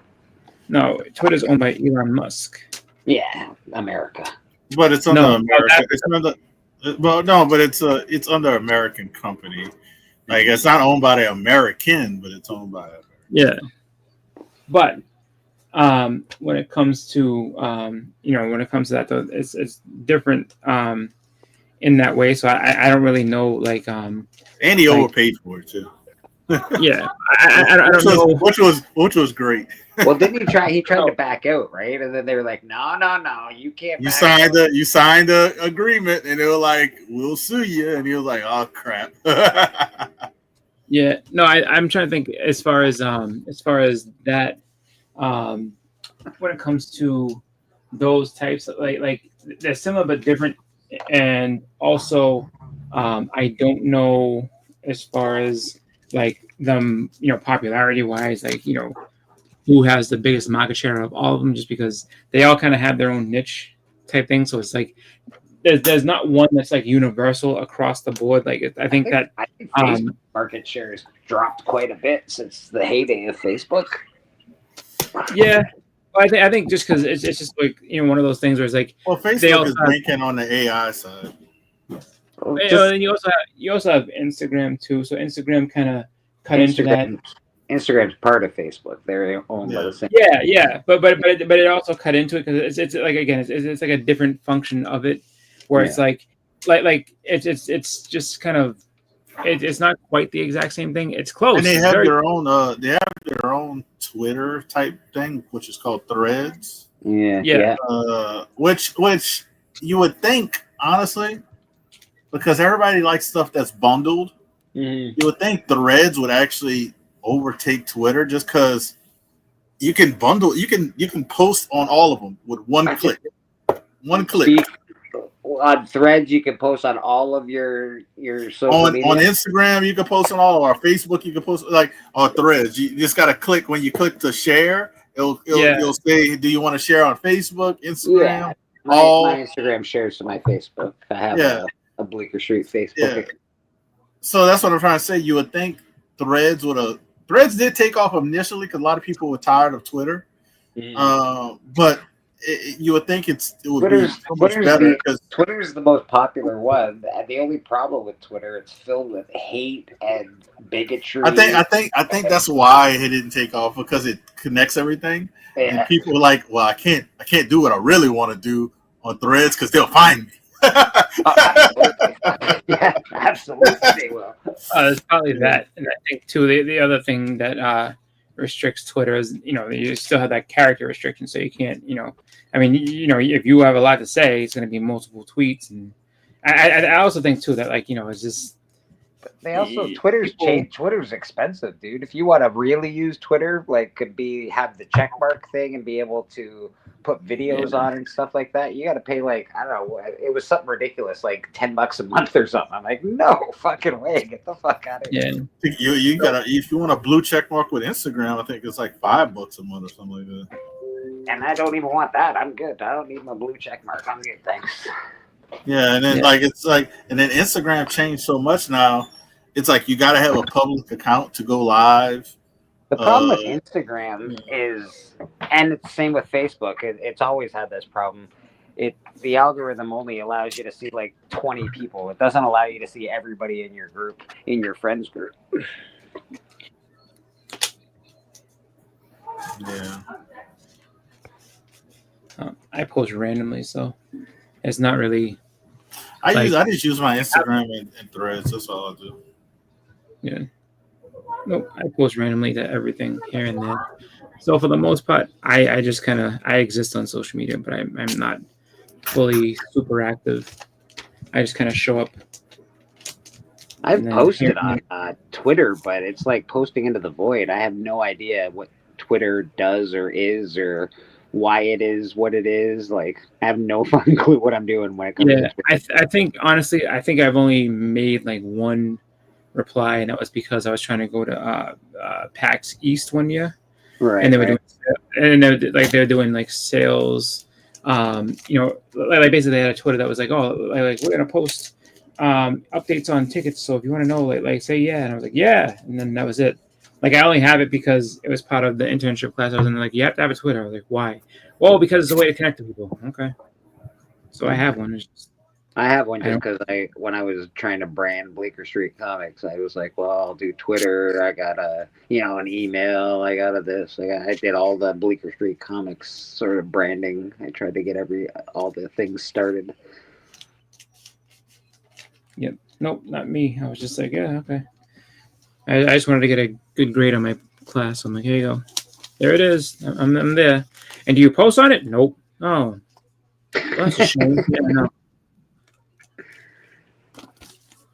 Well, we need to post on it. Like, I don't think so. Nah, I'm good. I'm cool. Yeah, I don't even understand how it works. I don't care. How are you ever going to connect with the world? You can connect with me. I don't have to connect to it. Hold on. Like, the whole world is dead.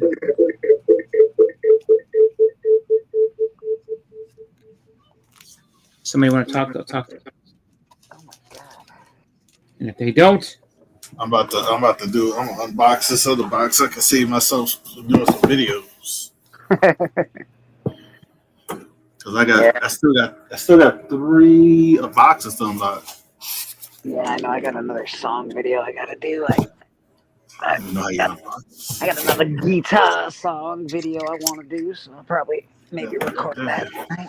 And I gotta see. I probably got to ship everybody's stuff out Saturday because I'll work this whole week. You're gonna that's including my shit. Yeah. I got. Well, it's only you and Steppo I got to ship out. I think no, you Steppo and what's his name, Baki. Oh, Baki, yeah. Even though he told me to hold, but it's like the box is full, so I'm just like I'm not holding it. Like, get it out of here. No, I would normally hold it for Baki, but it's full, so I'm just like when I send him the tracking, you're like, I thought I told you to hold. I was like, well, it's full, Baki. I didn't want to charge you more for another box. So, yeah. Don't tell me what to ship. So then look at him like this. That's how you really feel. This is. Right here, who that? What are you doing here? What? I was doing an unboxing. I told you. You're doing an unboxing just like that? Yeah, just like I got 3 other boxes to unbox. I got one right here that's been sitting here for like a month. Look at this box that just came in. I'll show you this real quick. I'm not gonna open it because it's a lot of books. Holy shit! Yeah. Well, and then I got a box from Doc that I want to do a separate video for, like by itself. And I don't have a lot of time. Like I said, this week it's like my daughter has two. We do have a look at me. We do have a look at me video on this channel, so I do apologize. Here you go, buddy. Oh my god, what are you doing? Is this even ethical? James and the Giant Peach. Did you just gulp? No. Hey, you got here fast. I got a surprise for you. Why are you looking at me? Are you mad? Why would I look at you? How will a fine boy like me be toasting you for a year and 6 months and you keep on telling me no? Why would I look at you? See, let me warn you. In this compound there, I will beat you if you don't say yes. I will beat you. I am a star. I'm a star, I'm a star, I'm a star. I am a big, bright, shining star. Look at that. And I still got more on unwrap. I unwrap one thing. Who dat? Showing you his stuff, man. So best live unboxing, best unboxing channel. Yeah, this is an impromptu. This.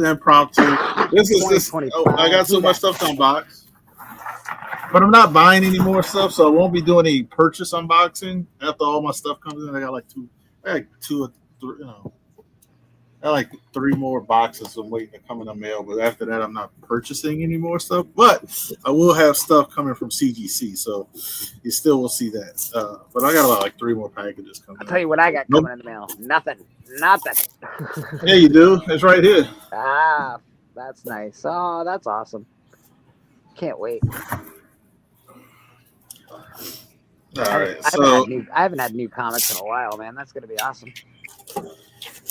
And this is gonna be awesome to figure out what that slab is in it. Mm-hmm. Because I'm really so curious of what it is, what it could be. I don't remember buying a slab. Yeah, but I put that in the CGC slab box. So I know it's a slab. Gotta be a slab, yeah. It's a Marvel no prize. Well, I know Steppo got me the Royland signature number 2, but I already have that. Yeah, I was like, didn't I send that already? Yeah, you sent that already a long time ago now. All right, so this is actually a really good lot. All right. This guy is going to be the villain that I've been preaching about in the new Wonder Man show. So you got the first appearance of Grim Reaper. Oh, yeah. Grim Reaper. You got a lot of Avengers books. Yeah, Avengers 52. Yeah, I got a lot of slabs coming to Avengers slabs. Yeah, you got a ton of Avengers stuff recently. Yeah, so I'm gonna do an Avengers sale. This is a fine copy. Fine copy. Then, from the same auction, the guy was selling a set of Black Panther, which I already have issue 1, so issue 1 will be available on the next either Astonishing or Band of Brothers auction. Issue 1 will be. Might not. The rest of them are not because I don't have the run. So it actually might not be available. Let's see. Hold up. I got this. This is not in order. Don't listen to who that. That might be sold. This is kind of all right. It's kind of. Let me fix it. I have Black Panther 2. I just don't have a Black Panther 1. I need 2, 3, and 4 because I have issue 5, 6, 7, 8. I guess I need a 9. Do you need 2 for your personal collection or just for sale? 11. No, this is from a personal collection. 11. I'll tell you what. I'll give you a number 2. But you got multiple? No, I just got 1, but that's fine. Keep you one. I'll try to see if I can find a lot of 2, 3, and 4. Okay. And I got to get issue 9. So keep you 2. Susie Q in the chat. Susie Q in the chat. But yeah, this one will be available. It's a little miscut as you can see, but it's like a VF copy. But if you're just looking for a nice copy, but it's kind of cut, Yeah, a little bit. Yeah, I see what you're up to. Yeah, but it's actually really good condition for even that miscut. So really nice, really nice. But I have a 9.8, so I'm gonna let this. Susie Q says, "Welcome back, Bleak, and thank you very much." Yeah, he's back, baby. He's back, baby. We're back, baby. So if anybody knows, I need 2, 3, 4, and issue 9, and then I'll have 1 through 11. 1 through 11. I'm not really I'm not concerned about grades. No, so. Huh? What? I said I just offered you a free number 2, and you said no. Well, I thought you wanted a number 1 to go with your number 2. Well, now that if I don't get a number 1, why wouldn't I just give you a number 2 then? You got. All right. It seems like you're already there. So.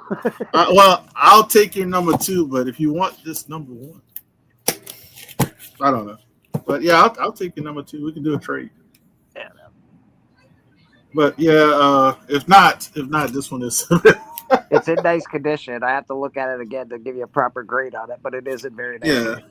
but I definitely would take a number 2 if it is available. Then all I would need is 3, 4, and 9 to finish 1 through 9. And this one's actually really nice. Like I said, besides the miscut, the guy graded a VF. I could see it being a VF.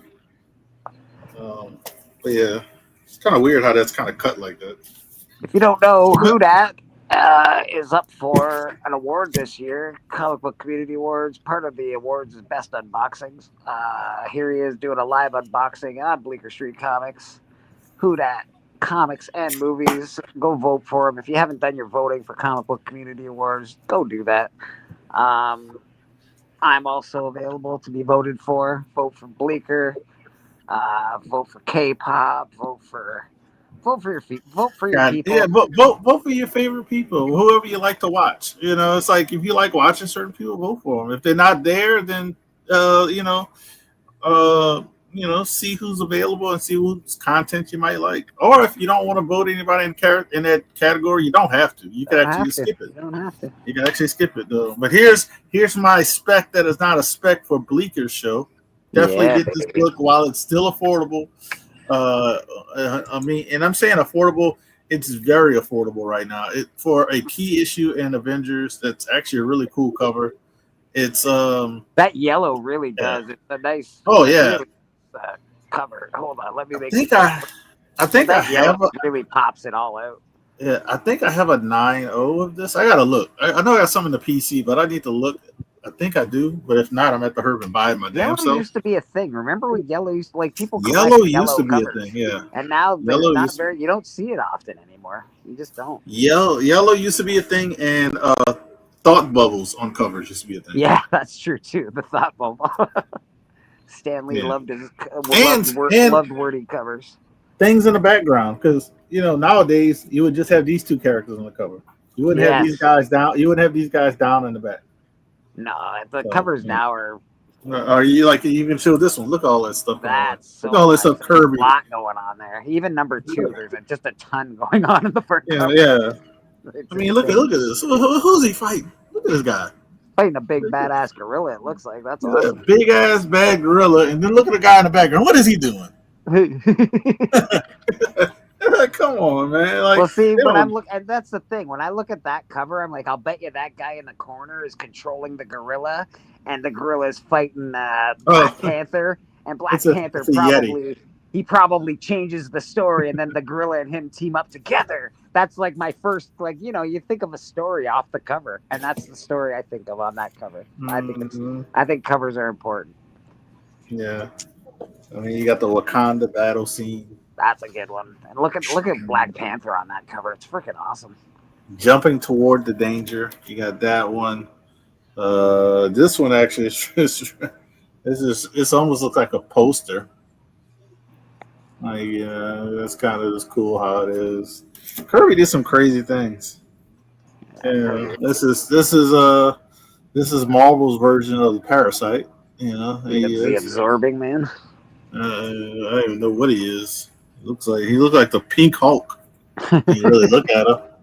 You really look at him like the Pink Hulk. Oh, yeah. Look at his legs. He's got a pink Hulk. I mean, it's Kirby. It's Kirby. I'm just saying. You never know. And this one is just, I have no idea why he's hanging off this thing and why they didn't go with an axe. That's pretty cool. Yeah. I'm like, well, why didn't go out his fingers? I don't know. Yeah. How did he miss and why does it look like he's not hanging off of it? Why is there another guy? Why is there another guy with an axe in the background? Just in case it escapes. Yeah, so I don't know. What is happening? So yeah, that must be a close-up view and then a far-away view or something. Yeah, but it's Kirby. It's good. So yeah, there's always a story on covers. That's the one thing I really love about Golden Age, Silver Age covers. Even into the Bronze Age, it was still really good. I don't get me wrong, modern covers, the art is beautiful. People can really draw. They can really, really draw. It's something. It's with the tools that they're using now. It's amazing. It's just boring. It's just that's the problem. It's just like, okay, yeah, that's a picture of Wonder Woman, just like 800 other pictures of Wonder Woman. Like, I've seen that before. Yeah, I've seen that a couple hundred times. Thanks. That's awesome. There's no color splashes. There's no primary colors. They've lost that primary color stuff. No, not enough oranges. Not enough yellows. Not Orange enough. is primary. I know. It's not a primary color, but it was a main staple back in the fucking late '70s, early mid '70s. Orange was a big deal. It was. Yeah, it was. Yellow was like first bunch of Supermans, a bunch of yellow covers. Like that was a big deal. Yep.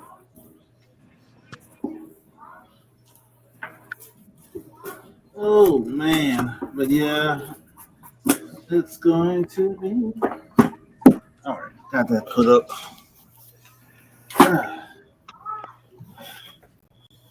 Now I got some trash to throw in. Get rid of one box. That's great.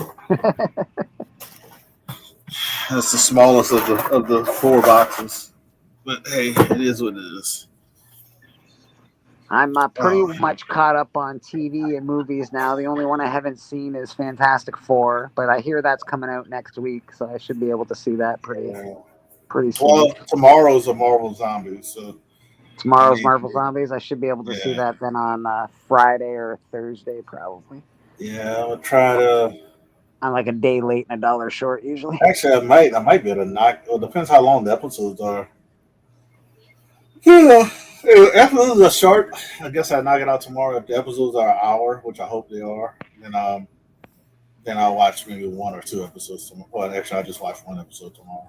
I watched the rest of the Aliens last night. Yeah, I didn't. I gotta watch the last week's episode. The last one, yeah. And then there should be one coming up this week, right? I think tonight. Yeah, it should be tonight. Oh, is it tonight? I think it's on tonight, yeah. It might be Wednesdays, but I thought it was Tuesdays for some reason.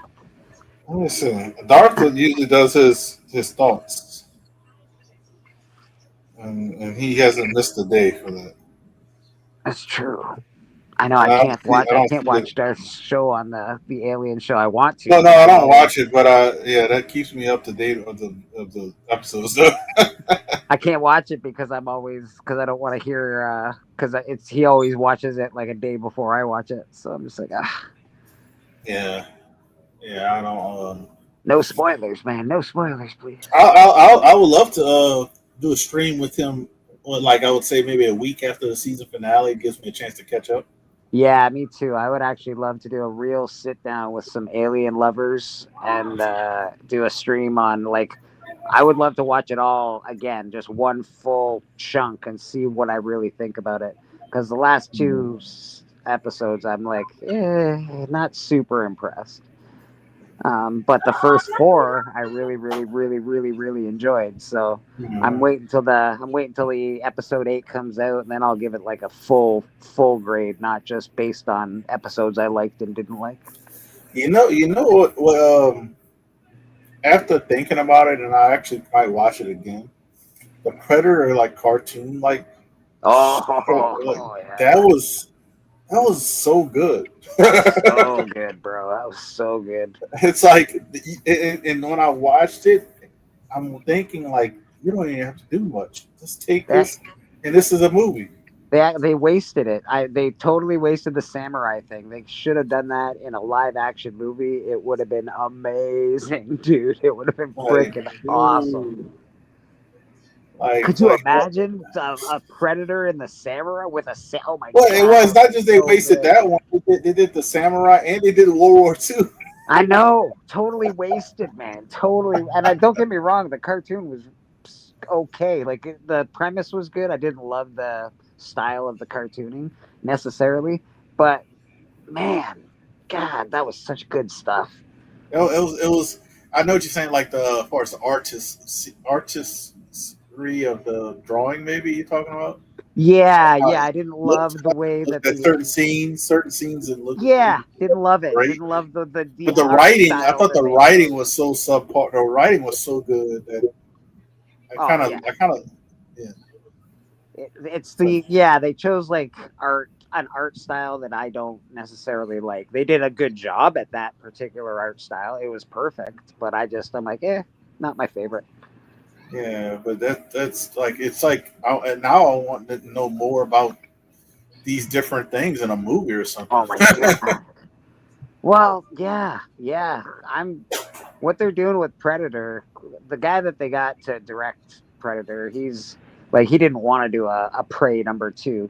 The only reason he said he would do a Prey #2 is because they gave him the reins of Predator. Basically, he wanted to do this cartoon project that came out. That came out very good. He wanted to do this. He's doing another project. What is it? The Badlands. Predator Badlands. So that's Yeah, it's coming out. basically like a future Yeah, version. so those are products that he's allowed to do because he's said he'll do a Prey #2. It's like, fine, I'll do it. Hey, that's a great negotiation thing. And like, let me do the things I want to do, and I'll do a Prey too. Yeah, I think it's a great negotiation. I think it's fantastic. Okay, here's your stupid Prey #2, and now let's do some real Predator shit. Yeah, and then the funny thing is, they could actually do a Prey #2 without having any of the people, even like it could be a 2, but not even it's kind of like a sequel, like, you know what I mean? Like, it's, and don't get me wrong, Prey #2, I think it was a very good step in the right direction for the Predator franchise because it had been faltering for some time. But Prey #2 can be. You mean regular Prey, not Prey 2? Prey 2. Prey, yeah, sorry, Prey #1. There's problems with it. There's some ridiculousness with it, but it was still a pretty good movie overall. So compared to what we were getting. Yeah. It's light years above it. Yeah, exactly. Which is why it did so well, right? Even as a movie that was like, that wasn't so great. It was like, oh my god, this is amazing. Yeah, it's like you've been getting served. Like, you're like, oh, what's for dinner? Shit. What's for dinner? Shit. And you're like, well, what's for dinner? And you're like, like something that you don't like. This, whatever food you don't like. You're like, oh my god, this is amazing. Yeah. You're like, because you got served crap the last 10 years. You're like, man, I don't like Salisbury steak, but guess what? I love it tonight. And is that necessarily good for movies? No, but a step in the right direction I'll take, especially with this director that has these ideas to make new different Predator things. The Predator with the Weyland Yutani robot, that's wicked to me. I think that's because awesome. When you think about Predator, since you can do any timeline. It doesn't have to be tied in. You can do any timeline. You can do any world. Yeah, it doesn't have you don't have to be Earth. You can do whatever. You know what I mean?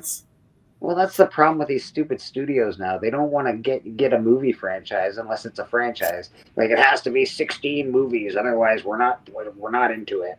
Like, they want to squeeze so much money out of something. It's like, you just got to let things breathe a little bit, man. Yeah, and gotta have, to me, from seeing what we're talking about, you gotta have good storylines. You gotta have good writing. Good writing. That's the key. That's the key. Good story, good writing, good writers, good team. You build from the bottom up, man. And who knows? We still might get Prey 2 might be a different timeline. No, I think it's supposed to be with the natives, and which is cool because I'm native, so I don't mind that at all. But I was hoping that it would be, maybe a pirate one. That would be sort of cool, or like I don't know, something cool. Like, all this toothpaste is expired. Something unique, like a timeline that would be cool to have it in. I don't know, like a Vietnam or a World War II or a World War I in the trenches. Oh my god, could you imagine a Predator in the trenches? That'd be super dope.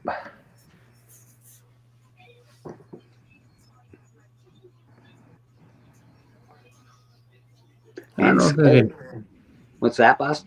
I don't know if in the trenches it would have worked out so hot though, just because too many people would have seen it. Because Predator tries to be like stealth for a long time, but then he pops out and says, "Hi, I'm here," and like, oh wow, it's only when there's like one person left. I think the they one could person they worthy. could make it work, Boston. They could make the trenches work. That would just be cool aesthetic. No man's land. Predator hanging out in no man's land most of the time. That'd be fucking awesome. Yeah.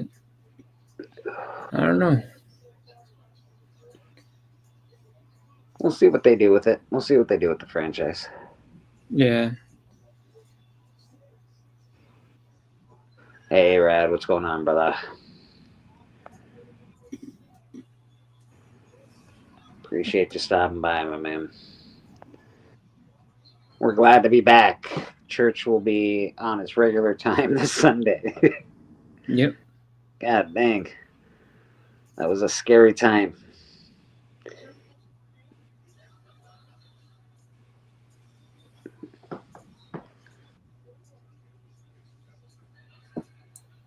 Playing a game on my phone. This person refuses to fucking play. It's getting on my nerves.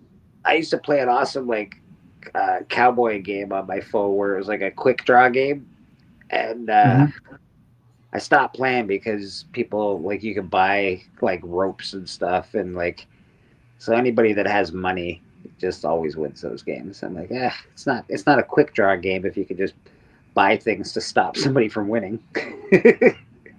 Yeah. I think it defeats the game. No, definitely none of that nonsense. Keep your toys hidden at all times.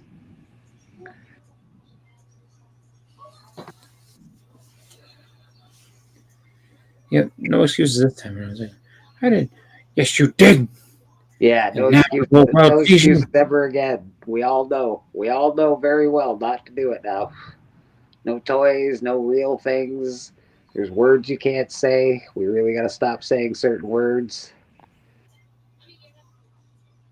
It sucks, but it's not our platform. I don't own the platform. YouTube owns the platform. It's not a free platform. It's free to use, but not. They can kick you off anytime they bloody well choose. So, and since I enjoy the platform and I enjoy talking to everybody and hanging out with people and meeting new people and like Susie Q and Rad and Boston and fucking Who Dat, I'd like to keep this platform going until they come up with something better than YouTube, which I highly doubt they will, but not in my lifetime anyway. Maybe. Who knows?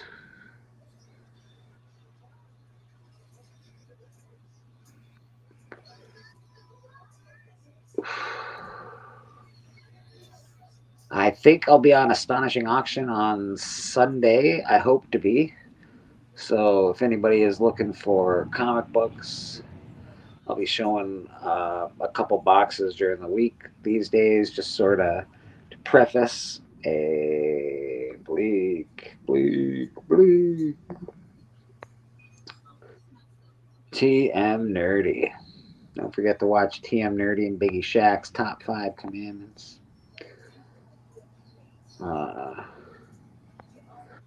And they also, I think they're doing book club tomorrow too, right? I'm pretty sure Biggie Shaq does book club on Wednesdays. Yeah, what book club tomorrow? Yeah. TM, what book are you guys doing tomorrow?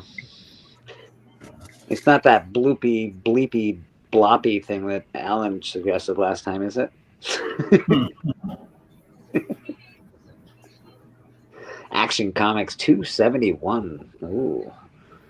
All right. Very cool. So, yeah, TM, Biggie, Alan, D. Runk, and Matt Likes Comics. They do the book club on Wednesdays. They do a book, they review it, give it a grade. Be surprised at some of the grades that happen, to be honest. It's a good way to read books too. If you don't normally read comics or you find it hard to read comics, it's a good way to read comics. The videos that I'm doing, I just started a video series a little while ago, and then I stopped because people started doing the same thing, but they were doing it better than me. And I was like, fuck, that sucks. So I've reorganized and regrouped the troops, And now we got some cool videos coming out. The origin of Lex Luthor. Well, that's cool. It took that long to get to put his origin up? Jeez. Yeah, is it his only origin, TM, or is it like the newest origin? How many origins? Because I know Superman, there's at least, I don't know, 10 origin books for Superman. And it's been retold a few times. Yeah, it's been retold once or twice. And they make it different almost every time, like a little bit. Just a little, they add a thing or take a thing. I'm curious if it's like that thing that's so add a penny, take a penny. This is his first origin story. Interesting. That'll be interesting. I wonder if he knows him from high school and shit, and like in I don't know, and they just don't get along. He stole his girlfriend or something from a high school prom or something. It's like, I don't like you, Clark. You're the worst. Said, I bought a whole thing of French fries, and there's one missing. And I know who did it. Your ass is mine. Yeah, it was that really fast Clark Kent. He came by and he swooped down and he stole my fries, motherfucker.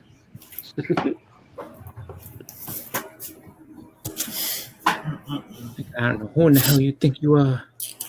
If you don't have some of these books, so I read a lot of my books on something called Read All Comics.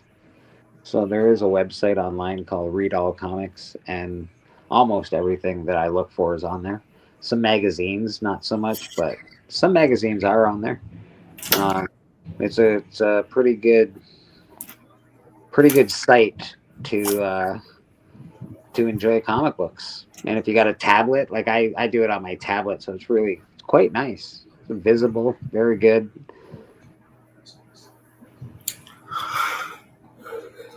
Man, I gotta ship something out through eBay. I sold a card on eBay. That was great.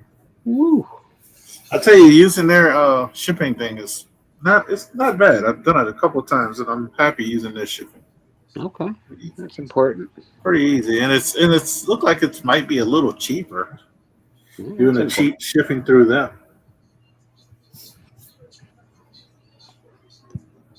Use my shipping, or feel my wrath. I'll tell you this: my books that are at PSA, I haven't heard anything back. Have you tried contacting PSA at all? Like, have you gone through the rigmarole? Have you tried their customer service? What's dealing with PSA like so far? Let's find out about a little bit. But what I can tell you, they are, like I said this before, they are expensive. Okay. Yeah, I know they're a little more expensive unless you get the deal that they were offering in the first couple. Yeah, and it still is kind of expensive that way. Yeah. They'll be more expensive when the deal's over with, but they're not too bad right now. I don't even know that's my password. But it's still expensive. They're very slow. As far as getting stuff graded, because I have 2 books there and they've been there for probably a month now. I'm about to see my orders right now. Well, they got checked in the 4th, but I sent them in August. So, yeah, and so actually no, it arrived August 26th. They arrived August 26th, and I think they were checked in. So they're saying estimated to be done by October 2nd. So that's how I'll show you kind of. And they're modern books. They're not older books. So it arrived the 26th. They said order prepped on the 4th of September. Currently, they're in research and ID, which I don't know what that means. So they're not on the grading tier yet. They're on research and ID. Then they go to grading. Then they go to assemble. Then they go to quality. I guess it's quality checks because it's QA checks. And then grades ready. So I guess I'll be able to see my grades when they're ready, and then they're complete. Completing, I guess that's when they're shipped. So Susie Q. Very slow, very expensive. Sounds great. Yeah.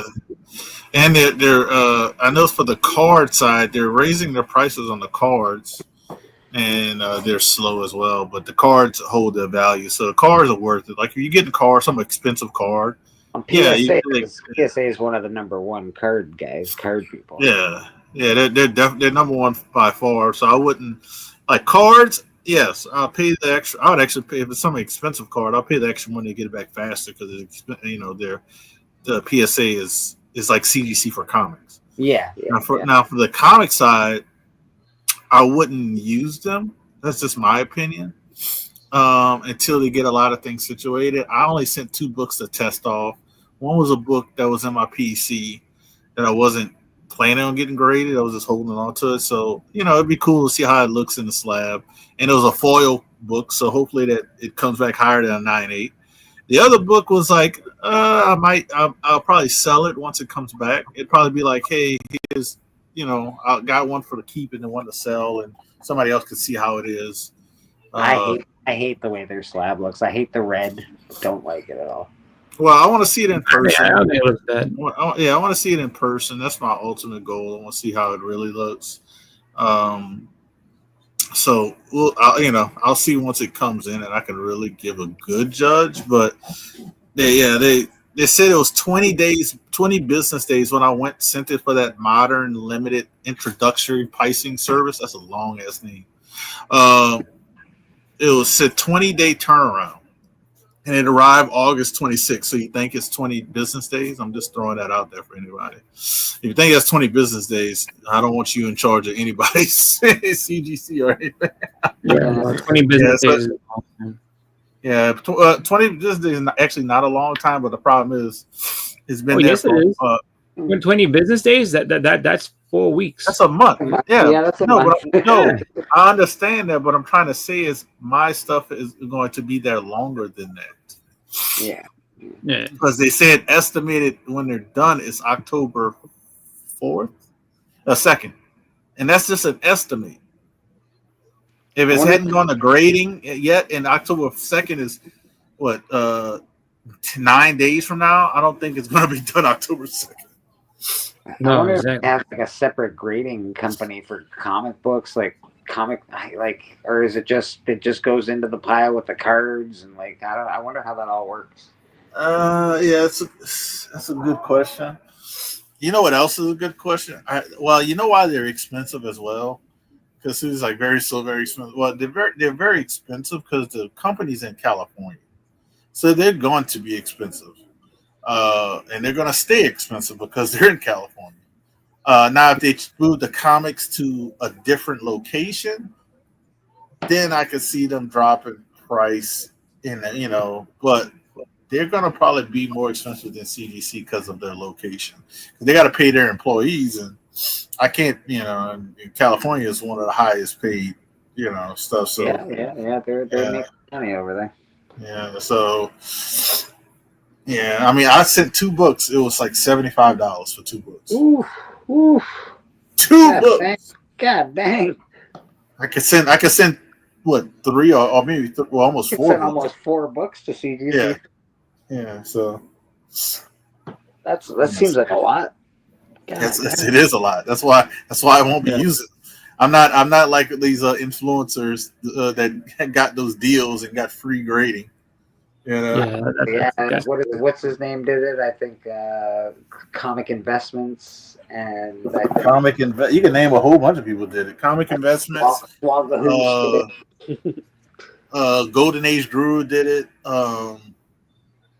Dr. Stink. Dr. Stink. If that's a real person, he might have done it. I don't know. I screwed that up. I don't know who Dr. Stink is, but. Oh, your boy did it. What's his name? Biggie's friend, Swaggle Rock. Oh, Swaggle House? Oh, Fraggle Rock. Yeah, Swag. Fraggle. Swaggle Hoose, Fraggle Rock. Nonsense. He got, so he got a lot of those people, that got, either discounts or got them for free.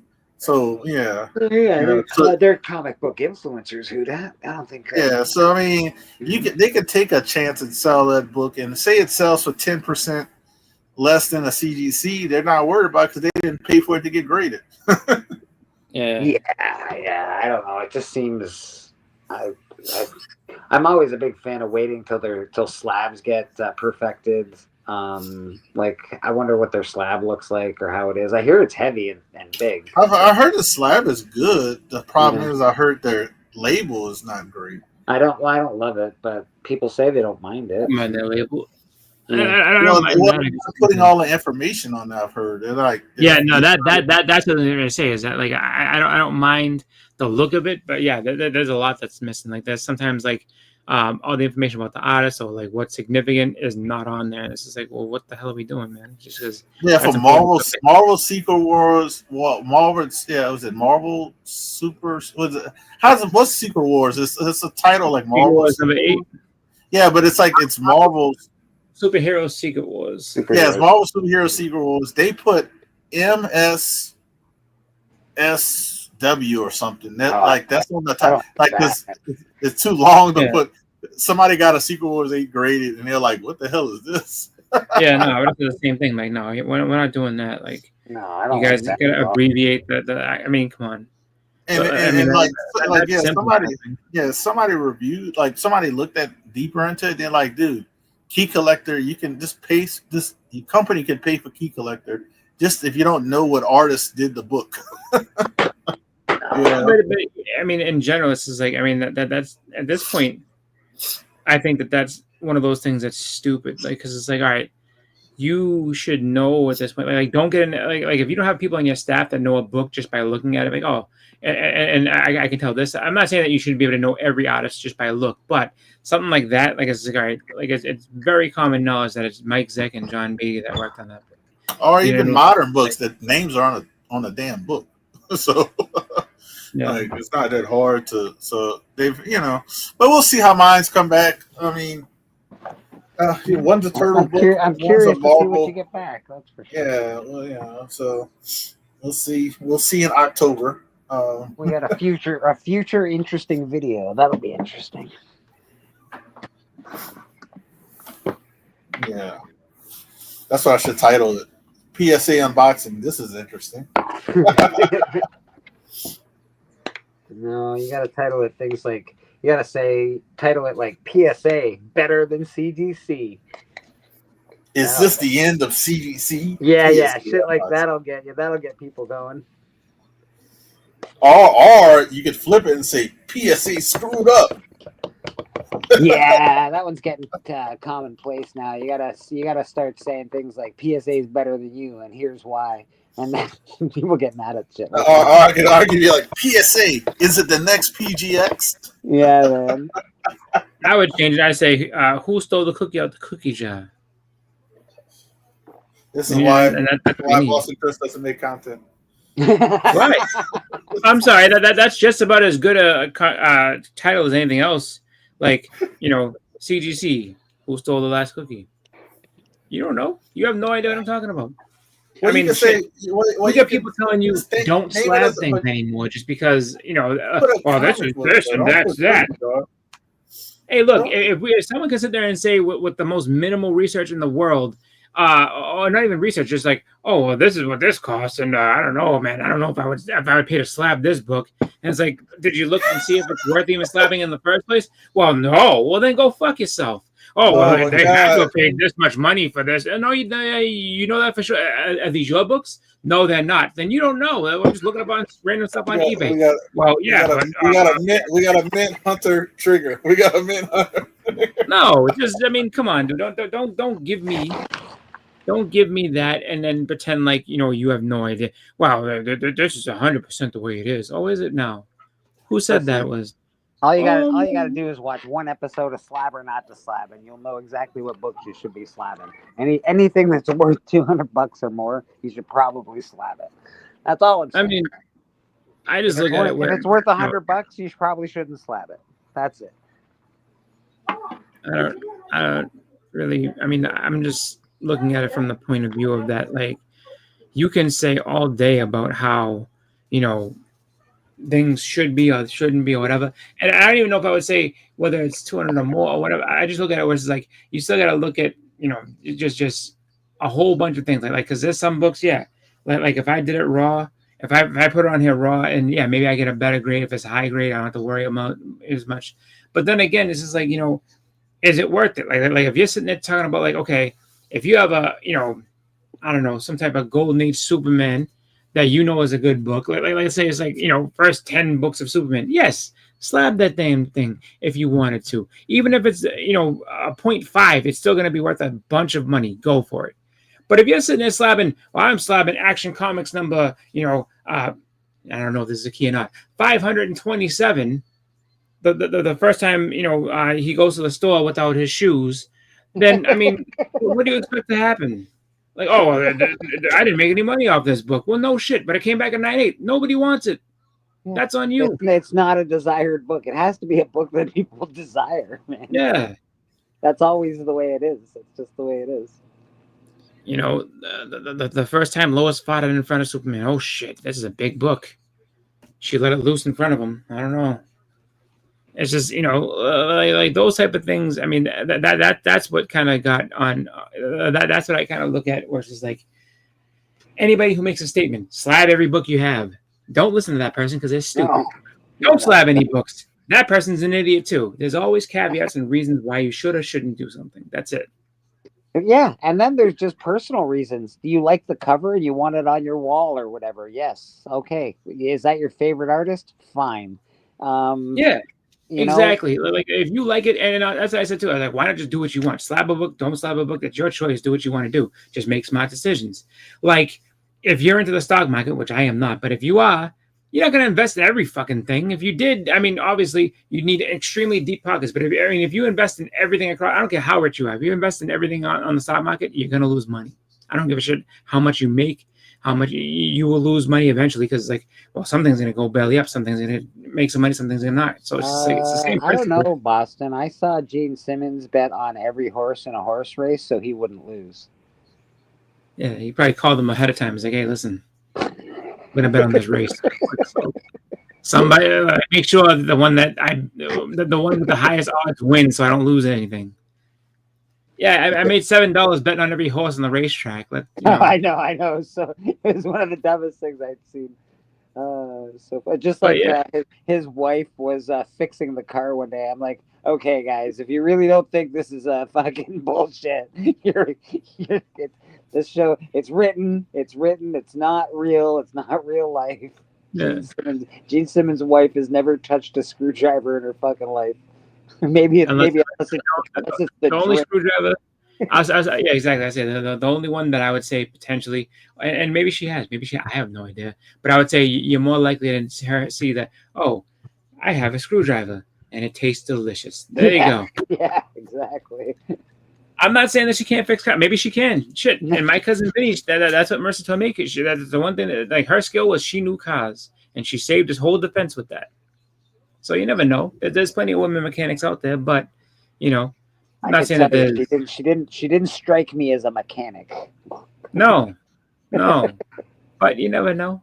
She could have been, but we don't worry about that. All I'm saying is that, like, you know, it's not so much to sit there and yell about one person. It's just don't deal in absolutes when it comes to comics. Like, there's some things that are cool, there's some things that are not. Don't slab everything because that's stupid.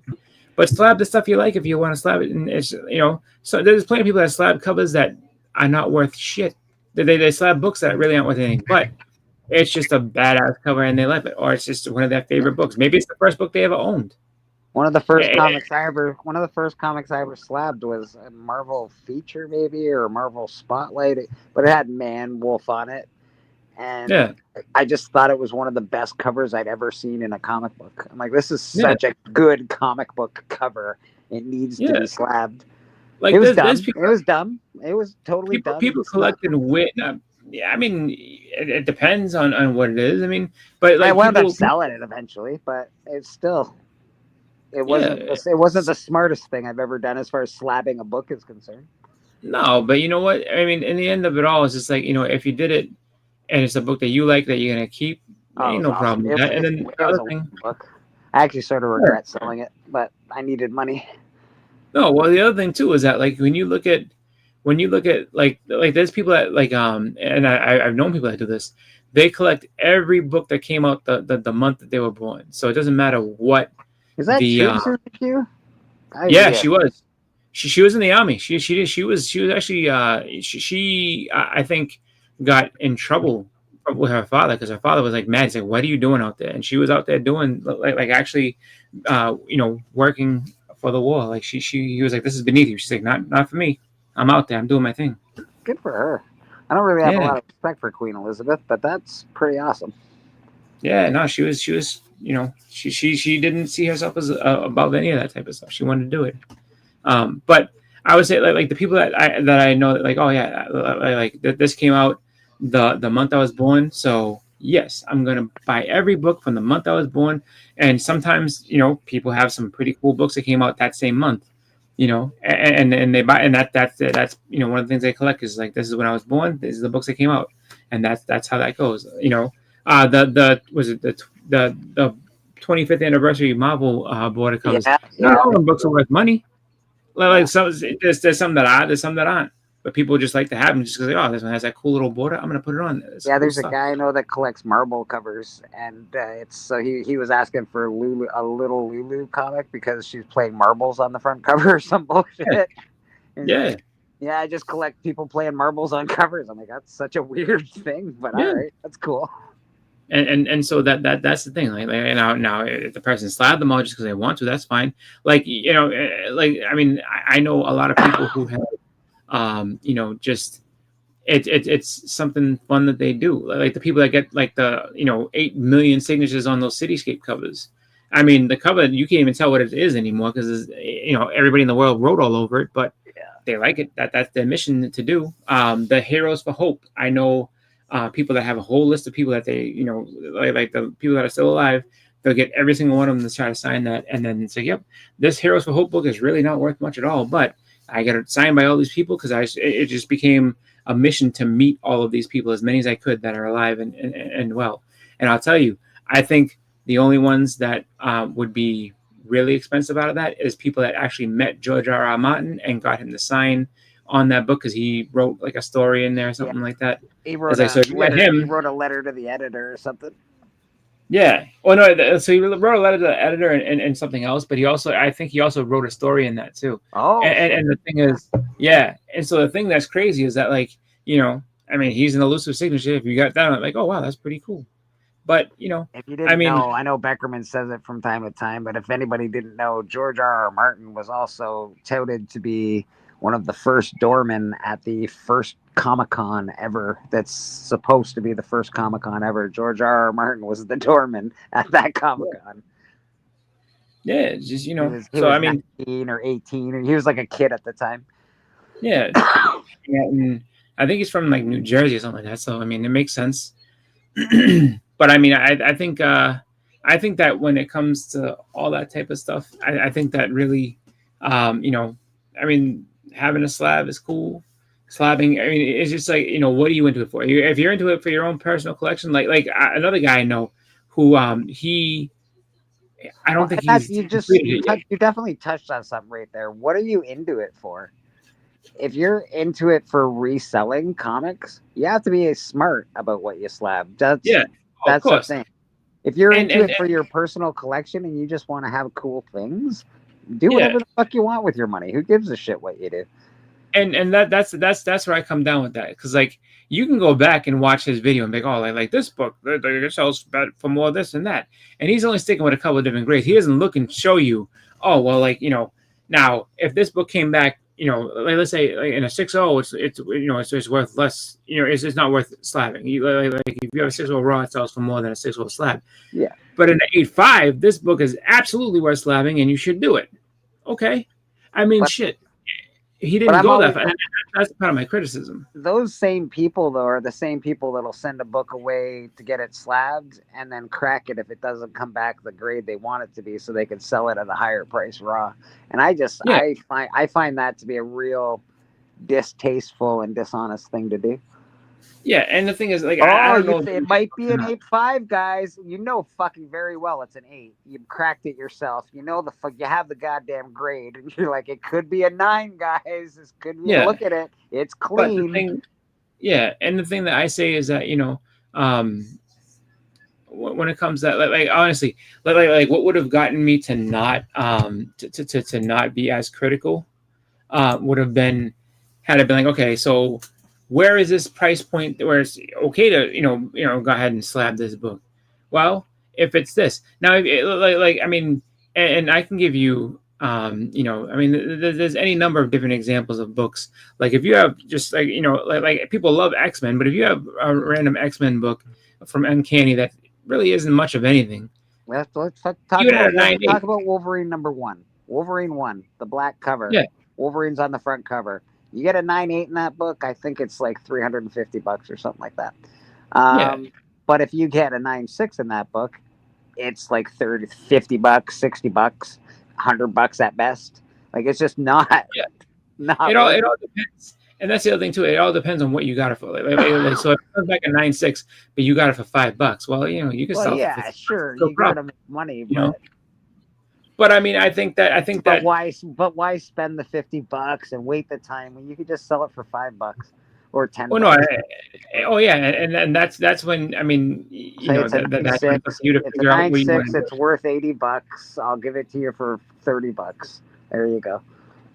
Yeah, but I mean, like that's why I say like some things, yeah, even a 9.8 ain't gonna really help you, but other things, you don't know. I mean, that's why I say do your own research, look at your own thing, and I don't think that doing. There are people in the community that take. Oh, absolutely. That take what speculators say very seriously. I know Newbie.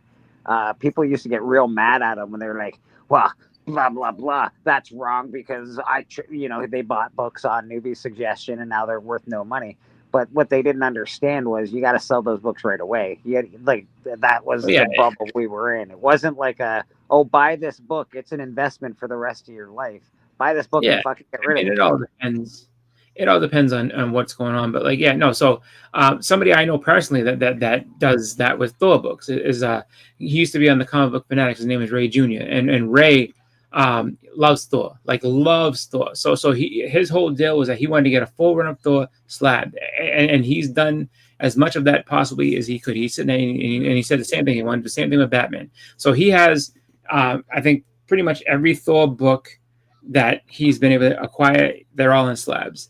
The big keys and the nothing books, just because that's his character. That's what he wants. He wants to just be able to say, look, my Thor books are all slab. That's what he, and that's in his collection. He's not necessarily doing it all for, money wise. He's just doing it no, this is what I like. He collects other things too, but he's like, but my Thor is my prize. I think that's the one thing I want out of everything. That's the thing that has to be slabbed. Doesn't necessarily have to be all 9.8s. I mean, you hope for the best for them, but they're all slabbed. And Comic Investments barely collects comic books. He does. He collects Hulk. I think Hulk is his.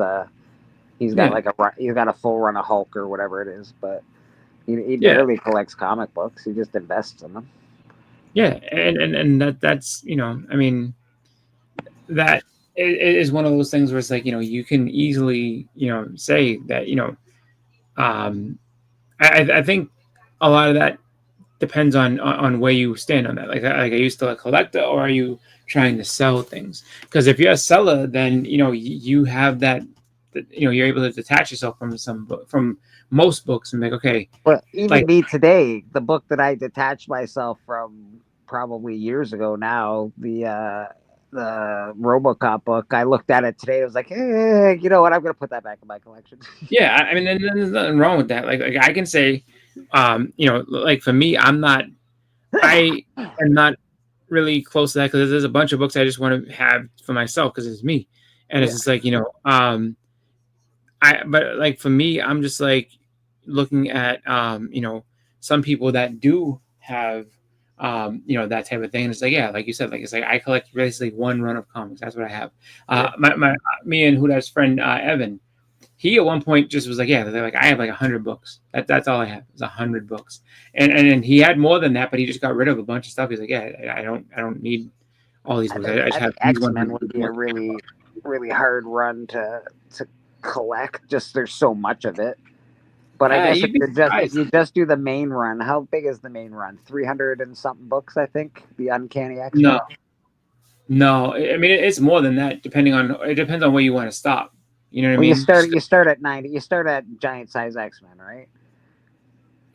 Well, I mean, unless you're going to the, Oh, if you go right to the beginning, that's a whole different ball game. Yeah, if you go but then again, it's like you go from 1 to 68, and then and then those up until 93 are all reprints. So it's just like, I mean, if it was me, I'd be like, I don't need, all the reprints. I give no, two you shits. go 1 to 68, then you go 94 to whatever it is now.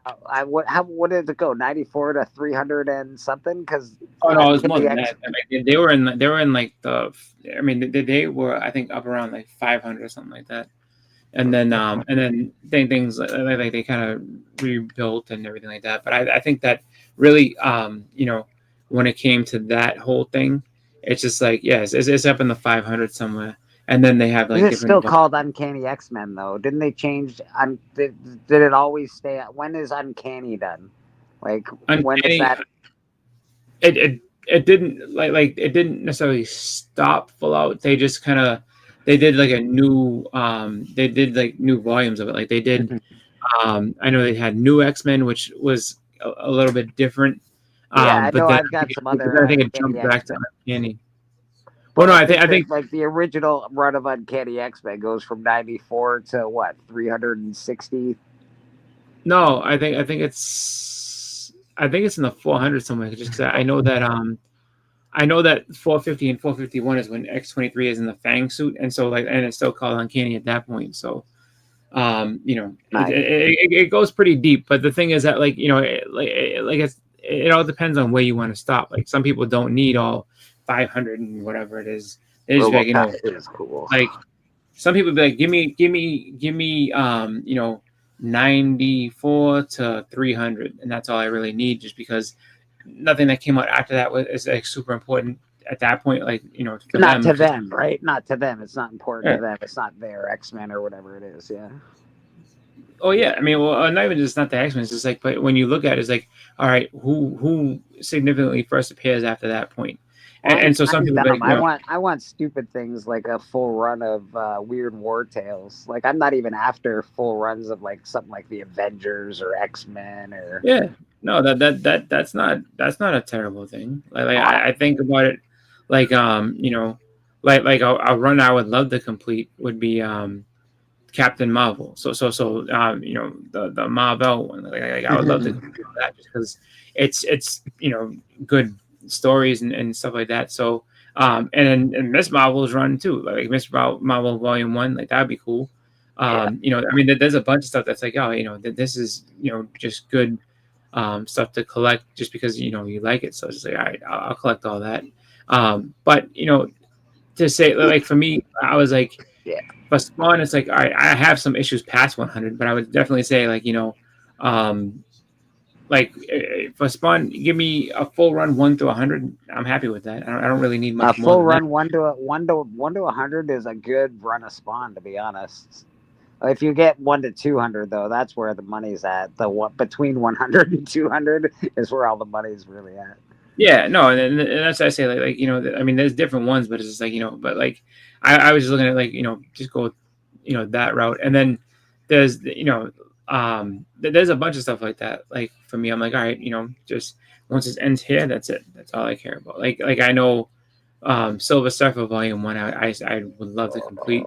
I have most of it, not all of it, but I have most of it. I would certainly love the first 10 issues of Silver Surfer. I don't think I need a complete run of it, but the first 10 issues would be fucking awesome to have that.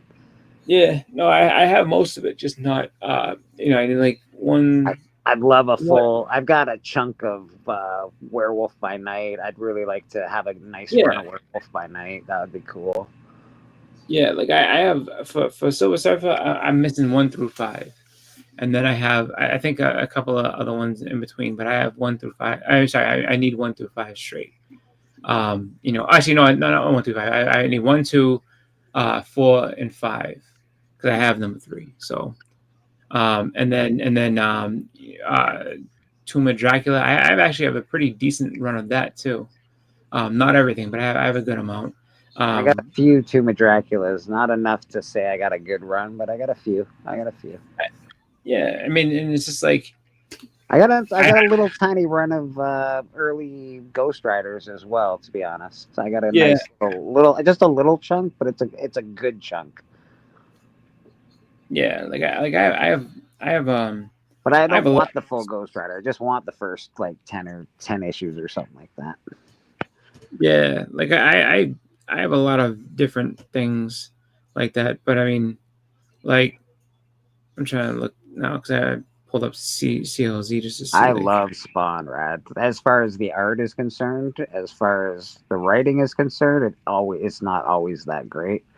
But Spawn, the art, the covers have always been so cool. Capullo, still one of my favorite artists on the planet. Yeah, Spawn's some good shit.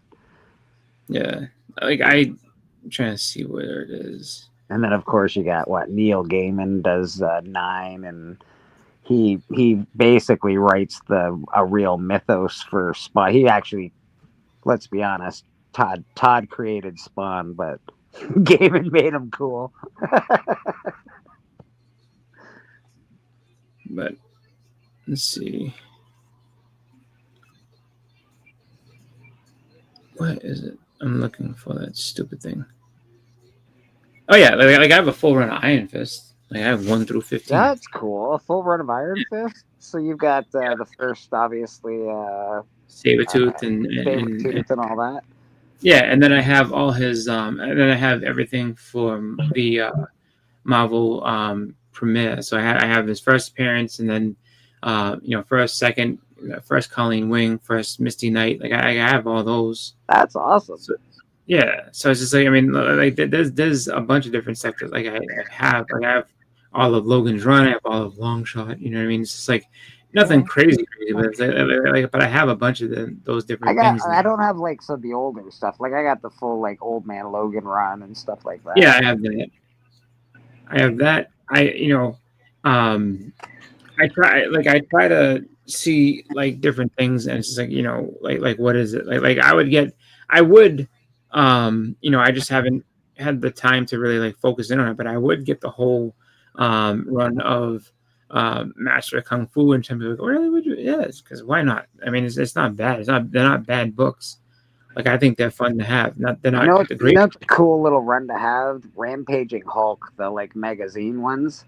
Yeah, the covers on there are freaking awesome, dude. Same with the Kung Fu ones that are the same style. Really. Deadly Hands of Kung Fu. Yeah, super awesome covers, bro. Yeah, super cool. And I mean, I'm also trying to get like the first volume of She-Hulk. Like that's one I would get, and then also, I mean, the second volume, yeah, I would get all those if I could, but I would definitely get the whole thing. Like, do you prefer slabs or raw books? Well, I have mostly raws. I would not turn down a slab, but I have mostly raws. Like so, like slabs, I'm fine with. I like them. I love them. Like I mean, I have them right next to me. Like, actually, I have one right next to me right now. So first Werewolf by Night. Like I have, so I love slabs. I have no problem with slabs.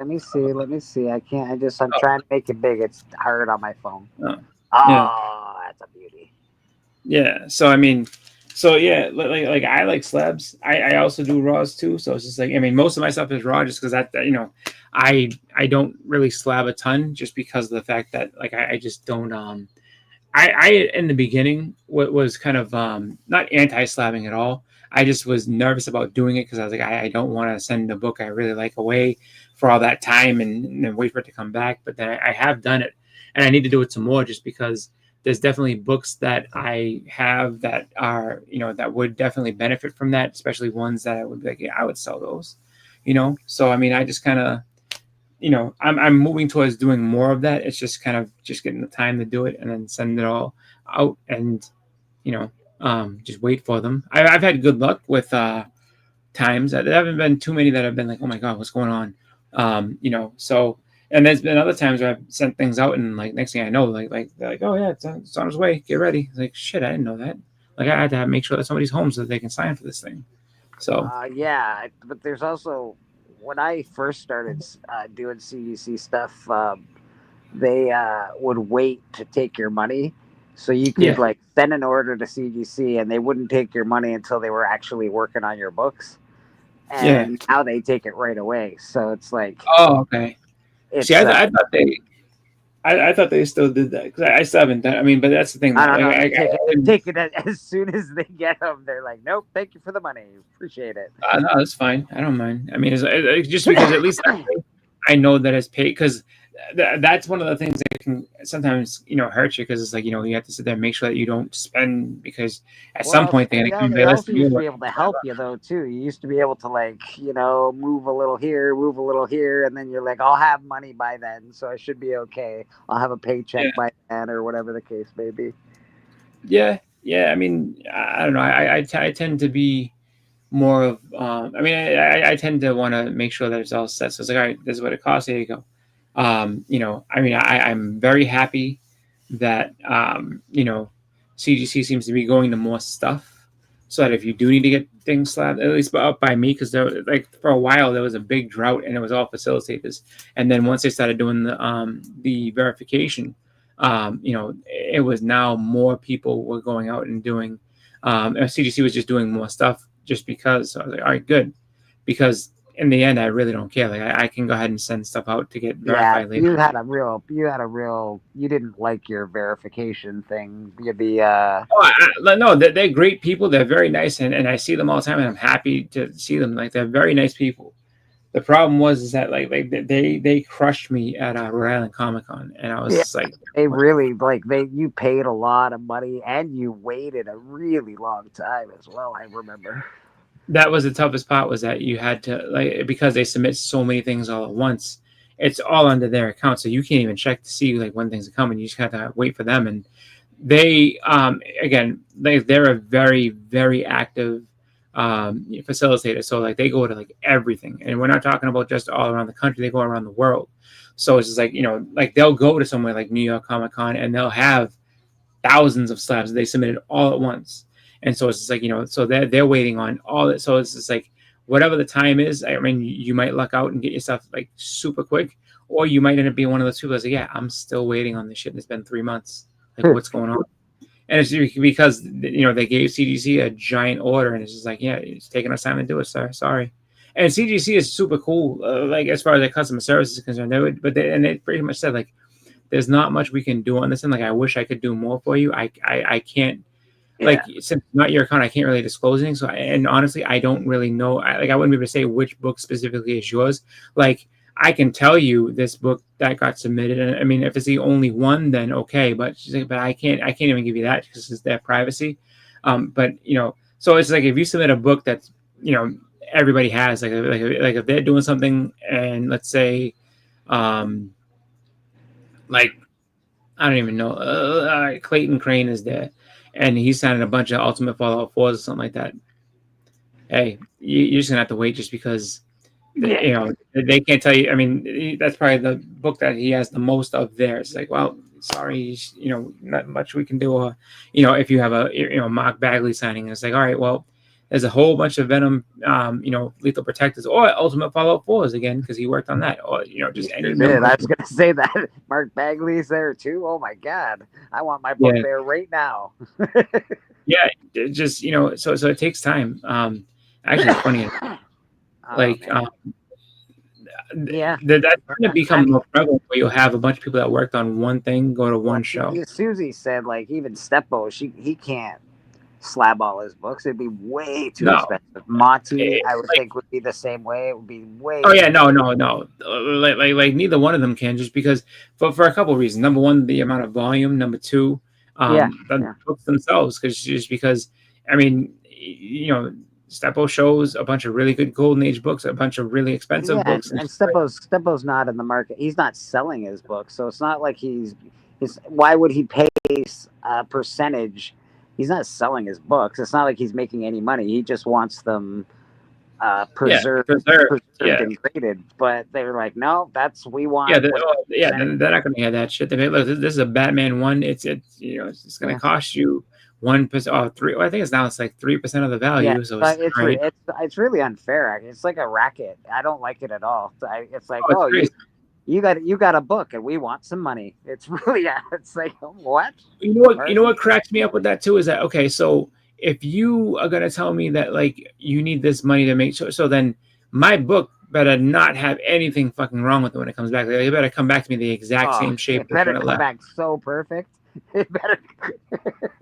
like if it left my house at 8.0 and I have to give you 4% of the value, then it better be coming back at least at 8.0 or better. Because if it's not, I don't know what to tell you. No. And I got really scared with CGC with their Banana Gate there. I don't know if it's still going on. I haven't heard much about it. I don't either. Yeah, I haven't heard much about it, but I mean, I mean, it could be gone. I don't know, but like I do know that like that put a freeze on that for me. I'm like, I'm not sending anything because the last thing I want to do is say it's all bent inside there, because then it's like, okay, well, I mean, it's not my fault that happened. So I did see the Bride trailer, and it's funny because it's not it's a Warner Brothers movie, but it's not DC, so it's different. So if you're expecting a DC thing, so he got the Black Terrors from Mile High, which is like, cool. Can you imagine like just the cost of those would be astronomical? Yeah. Oh, a bunch of stuff got so. I mean, not just him. Like, there's a bunch of people who I know who have had things not even signed, like just things that were, damaged through CGC, through grading. But never mind. There's a baseball player, and I can't remember his name off the top of my head, and it's a famous one, and he'll bend your card on purpose. Yeah, he's like, whoop, there you go, thanks. Yeah, like, what just happened? I know that there's a guy, I told the story before. His name is Maki316, and he sent in a Caliber, so basically the first appearance of the Crow. Caliber 1 or whatever it is. Yeah, and he sent that in, and he was mad about. He's like, "Oh, there's that Newton rings all on this thing. Like, look at this and that." And then he noticed in the corner, he's like, "Is that a ding? Is that a ding?" And apparently, they dropped his book and damaged it, or something happened because it wasn't like that. And he started showing pictures and freaking out, and like he ended his video. This means fucking war, and he started and he went to war with them. He's not allowed to submit to them anymore just because of how much like trouble he started with them because they made a mistake and messed up his book. But I mean, I don't blame him. It's like, dude, I sent this to you. It was in great shape, and they gave him a 9.8 just to hopefully. I guess like saying like, all right, it's still a 9.8, and he's like, there's no fucking way it is. Look at it, and it became a big thing back and forth. So, it can always that's the risk you take when you submit some of those things. Is like, oh, I dropped this. I saw the video of they did a video of somebody who grades your books. And she was taking you around the office, and she was like, "Hi, my name is Ditzy, and I grade your comic books." Like she didn't even know what comic books were. It seemed like it was awful. I watched that, and I was like, "You're the person that's grading my books." Oh, what? She's one of. I get that, but I thought when I think of CGC or what I'm like, my books get there. There's a clean room. Everybody's got whites on with masks. That's no. I think a lot of people thought it was something like that because that's what they would hope it would be. No, it's an office like anything else, and you got it's an office with people that are just people that don't give a shit. They're just doing their job. That's all they're doing. Yeah, exactly. And they're just like, all right, well, let me take a look at this. It looks like it should be this. What do you think? And they bring it to that boss, and that boss is then look at it again and be like, yeah, I think you're right. Oh, no, look at this and this. I don't know. Oh, yeah, no, you kind of went a little harder on this. It should be this. I guarantee that's how that goes, and it's not perfect by any means, but it's the system that you have. I mean, if you want a perfect system. It is the system. It's not perfect. We all know that. Yeah. It's never going to be. As long as you have human beings doing it, it's never going to be. Yeah. But, I mean, I think, in terms of slapping a book of not doing it, I mean, I think that the fact that you can, do something to help preserve your book and keep it nice, is a good thing. I think that that's, something that, going back even into like the 90s, like no one even thought about doing it. And then they finally did. What did they put that paper that CGC puts in there? It's like micro chamber paper. Yeah, for documents. Like you could probably buy that paper and have books in a nice mylar. So there are things you can do to preserve your book. Yeah, no, you can definitely do that. I just think that like it's funny that like no one like I'm just thinking about like like no one thought about that.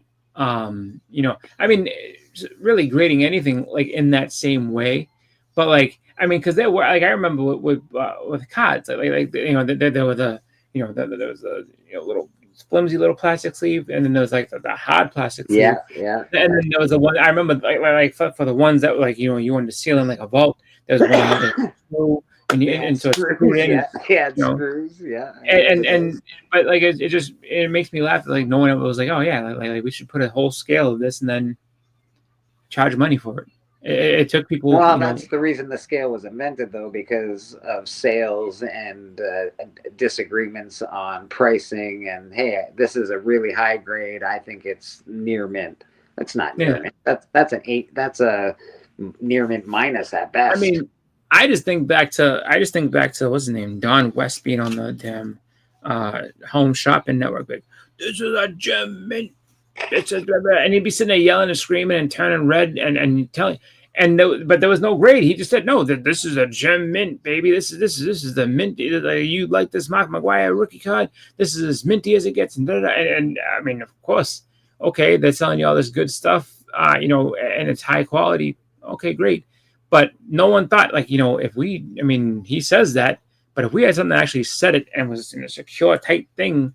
And it took a while before they said, like, yeah, no, we actually sell graded cards now. And it's so much so that like they don't even do that crap anymore. Now people just do it themselves on like whatnot. It's like there's no you have to be your own Don West. Before Don West, every baseball card. That's what they're trying to do with comics now too. A lot of that's how this whole conversation started. That's what I think influencers are trying to do. They're trying to avoid having to spend the money to grade their comic books, to then not get the grades they want and then have to bust them out to try and sell them for a higher price because they're all fucking crooks. But that's what I think is going on. I think they're trying to avoid a step. They're trying to sell ungraded comics, raw books at the highest price possible without having to grade their books. They can avoid paying that $50 per book, and they can take all the money instead of giving it to CGC. Well, what was funny is Lunch Money, his most recent video he did, he went to the Brimfield flea market, and there was one guy that was like, there was one guy there, and I don't know, he didn't have like to sell his name or anything like that, but this guy was out of his goddamn mind what he was charging for books. Like everything was super expensive. Everything was like, it was like some like it was like a couple like beat books and it's not 65, 75. It was like one book was like 95. I'm like, this is like 90s X-Men. You want $95 fucking for it? Like, what? Are you crazy? But that's what some people do. Some people try to be like, oh no, there's a big book. You don't understand. I don't understand shit. I understand that you're out of your goddamn mind. Well, they're banking on people not knowing comic books. Is what they're banking on. Yeah, but that's what I say to people all the time. Like a great shop, and it is a good shop. It really is. But like the thing that was the problem was that they were in the mall, Little Giant Comics, and they were inside of a mall. And the problem that that's expensive, bro. That's an expensive. Oh yeah, well, it was definitely expensive. He had a bunch. Being in a mall is expensive as all heck, man. Like it's no joke. And so the thing that was the issue was that like people would go in because there's also a Newberry Comics. And Newberry Comics just basically it's like a record store. And they have some comics in there, but it's not like what people think. So it's basically like a pop culture store that just happens to have some comics there, and then they also have records and DVDs and video games and everything else. I have a spinner rack at a place called Ed of the Past. They sell old clothes and records and stuff. And Yeah, so yeah, and it's like I put a comic spinner rack there because I was like, oh, I got old comic books. I'll just put some there, and they sell. I make a few bucks a week doing that. Yeah. But the thing is that, like, so when but the thing is that, so that's what people, oh, this must be like Newbury Comics, and then you would go in, and no fault of their own, it's just like, no, this is all high end stuff. Like this is like Little Giant is a comic shop, like a comics and collectible shop. So when you go in there, like, things are priced that way. So you'd have people go in, and I saw it like 1,000 times. People go in, hey, can we take a look at that? Yeah, let's take a look. Let's go ahead. And then and the little kids sit there like, I like that thing. Can I see that? And yeah, no problem. And it'll be like some Ninja Turtles toy. Or some, whatever toy, right? Yeah, and then the parent goes and looks at it, and it's like $200. What the $200? And then they like record, like, what the fuck, $200? Like, oh no, well, this is an original Ninja Turtle, like, in the box and everything. Like, this is the first group that came through. This is the first Donatello, and they're like, dude, no. And this is like, all right, let's go. And that was his issue. I remember, just kind of saying it to people. And then when he moved to his new location, I said, it's like, yeah, dude, I was like, I get, you had a lot of struggles in the mall, but like, the problem was that wasn't the place for you. I was like, this, like, where you're at now is perfect. Like, people will come to you knowing that this is a comic shop. In a mall, they're thinking that this is like any other, like you're an entertainment shop, so I can buy my kid something for $10. Like, no, you can't. Oh, you can, but most of the stuff, like most of the stuff that you're gonna see that's on the wall, that's in the packaging and inside, like, yeah, it's all gonna be expensive, dude. Because this is all. Yeah, well, collectibles are expensive, man. That's just the way it is. So and that was the deal. It's like, oh, okay, so that they end up moving, but like that really is one of those things where, like, some people don't quite know where they should be in that arena. Like I mean, because I've seen a few different malls that have had comic shops in there, and again, like if you're doing like new books and stuff, like they don't really do new books. They're mostly like back issues and everything else. Like, if there's a collectible you want, there's a bunch of things that you can find. Like, he had like a giant. Well, the best thing about a mall, which it can, if people don't give a shit, then they don't give a shit. But the best thing about a mall is you get a lot of walkthrough. You get a lot of people by, and you can entice people that maybe wouldn't come to a comic shop otherwise. Yeah, no, exactly. He got a lot of foot traffic. It was just, but they just, it was a different type of experience. Yeah, then it's mostly people kicking tires and just looking to see what's there. They're like, oh, this is really cool. Oh, this is awesome. So, and it would be one of those things where it's like, like I would go there knowing exactly what this place was. So like, yeah, you can, go ahead and bounce. And it's like, I'll take care of this. Like, I know what I'm in there for. But then there was other people. Like my wife's face kind of dropped when she saw some things. She's like, "Oh my god, this place is crazy." I'm like, "No, it's not crazy." I was like, it's like, if you're not looking for, I mean, depending on what you're looking at, because she saw some Disney thing, and she's like, "Oh, this is great." And then she looked at it, she's like, "Well, this is fucking expensive." I was like, "Yeah," it's like, because it's probably the very first time that it's probably like one of the very first things. So, yeah, I go to malls sparingly myself. I don't hate malls. I don't hate them. I don't really have much that I really do shopping wise in there. Like, I usually go with my wife. So there's certain places that I know like have certain stuff. Like I know, like I don't even really buy physical video games really anymore. Like, usually if it's something I really want, it's like digital. But it used to be like, for video games, sometimes like electronic stuff, like if I need things like I can see going to one like that, but mostly now it's just like, yeah, my daughter wants to, like my wife will be like, oh, I need to go over here or whatever. Or actually, the times I step foot in the malls are the ones that have movie theaters. So like, all right, I'll go see a movie. Yeah, and then but again, I don't really go see movies in the theater a lot at all. Like, yeah, really, you're right. Do that. The mall that has the movie theater that we go to sometimes is literally on its absolute last legs. There's so many open stores, like open meaning just open store fronts. That nothing. The only thing that keeps that place alive is the mall and the food court. That's it. Well, yeah, Like everything else that's is because just like it just costs a like dead shop. $5,000 a month to be in a fucking mall. It's like, and Yeah. that's per store. It's ridiculous. It's crazy money to be in a Yeah, mall. like I mean, it used to be always jumping and everything, but it's like a lot of people don't need to do that. That's why, like my wife is a big fan of Black Friday. Like, she loves Black Friday shopping. Like that's her Super Bowl. Like she's all about it. And I'm just like, you couldn't pay me to do that. Not because, and I've gone Black Friday shopping. I used to go at like midnight, but it was a whole different thing. Like we're talking about like early 2000s where people aren't like clotheslining each other to get in the stores. It's like, oh yeah, we open at midnight and you can come in and check things out. And so you just kind of go, like, oh, pretty good sales here and there. But the thing that was crazy is that like, she like loves to go and she'll go and people are just out of their goddamn minds. But the thing is that Black like Friday isn't really a thing here. Like they say it's a thing, but it's not really a thing. Yeah. No, and that's the thing too. Is like as I say, two reasons why you couldn't pay me to do it is because I would much rather just sit at my computer and be okay. This. All right, now I'm going to sleep. But my wife, right? friends, The only thing that really you need to go shopping for are clothes, to be honest, because like clothes fit differently. You can't buy clothes online unless you know that you're like, okay, well, I don't care. I'm extra large, extra large, everything. Who gives a shit? 3-4 trips to the bathroom. That's a lot of trips to the bathroom. Holy shit! Tell those kids to stop drinking so much pop. Yeah, that's a lot of trips to the bathroom. Oh, like I know. I hope everything's all right with who that. Yeah, I hope you're brother. But yeah, no, that I mean, usually, I'm a fan of the movie, so I don't mind going to the theater. I go to the theater. Like if there's good movies out, like when things are like back to back to back, I don't mind. I'll go every week to go see a movie just because I've always liked that experience.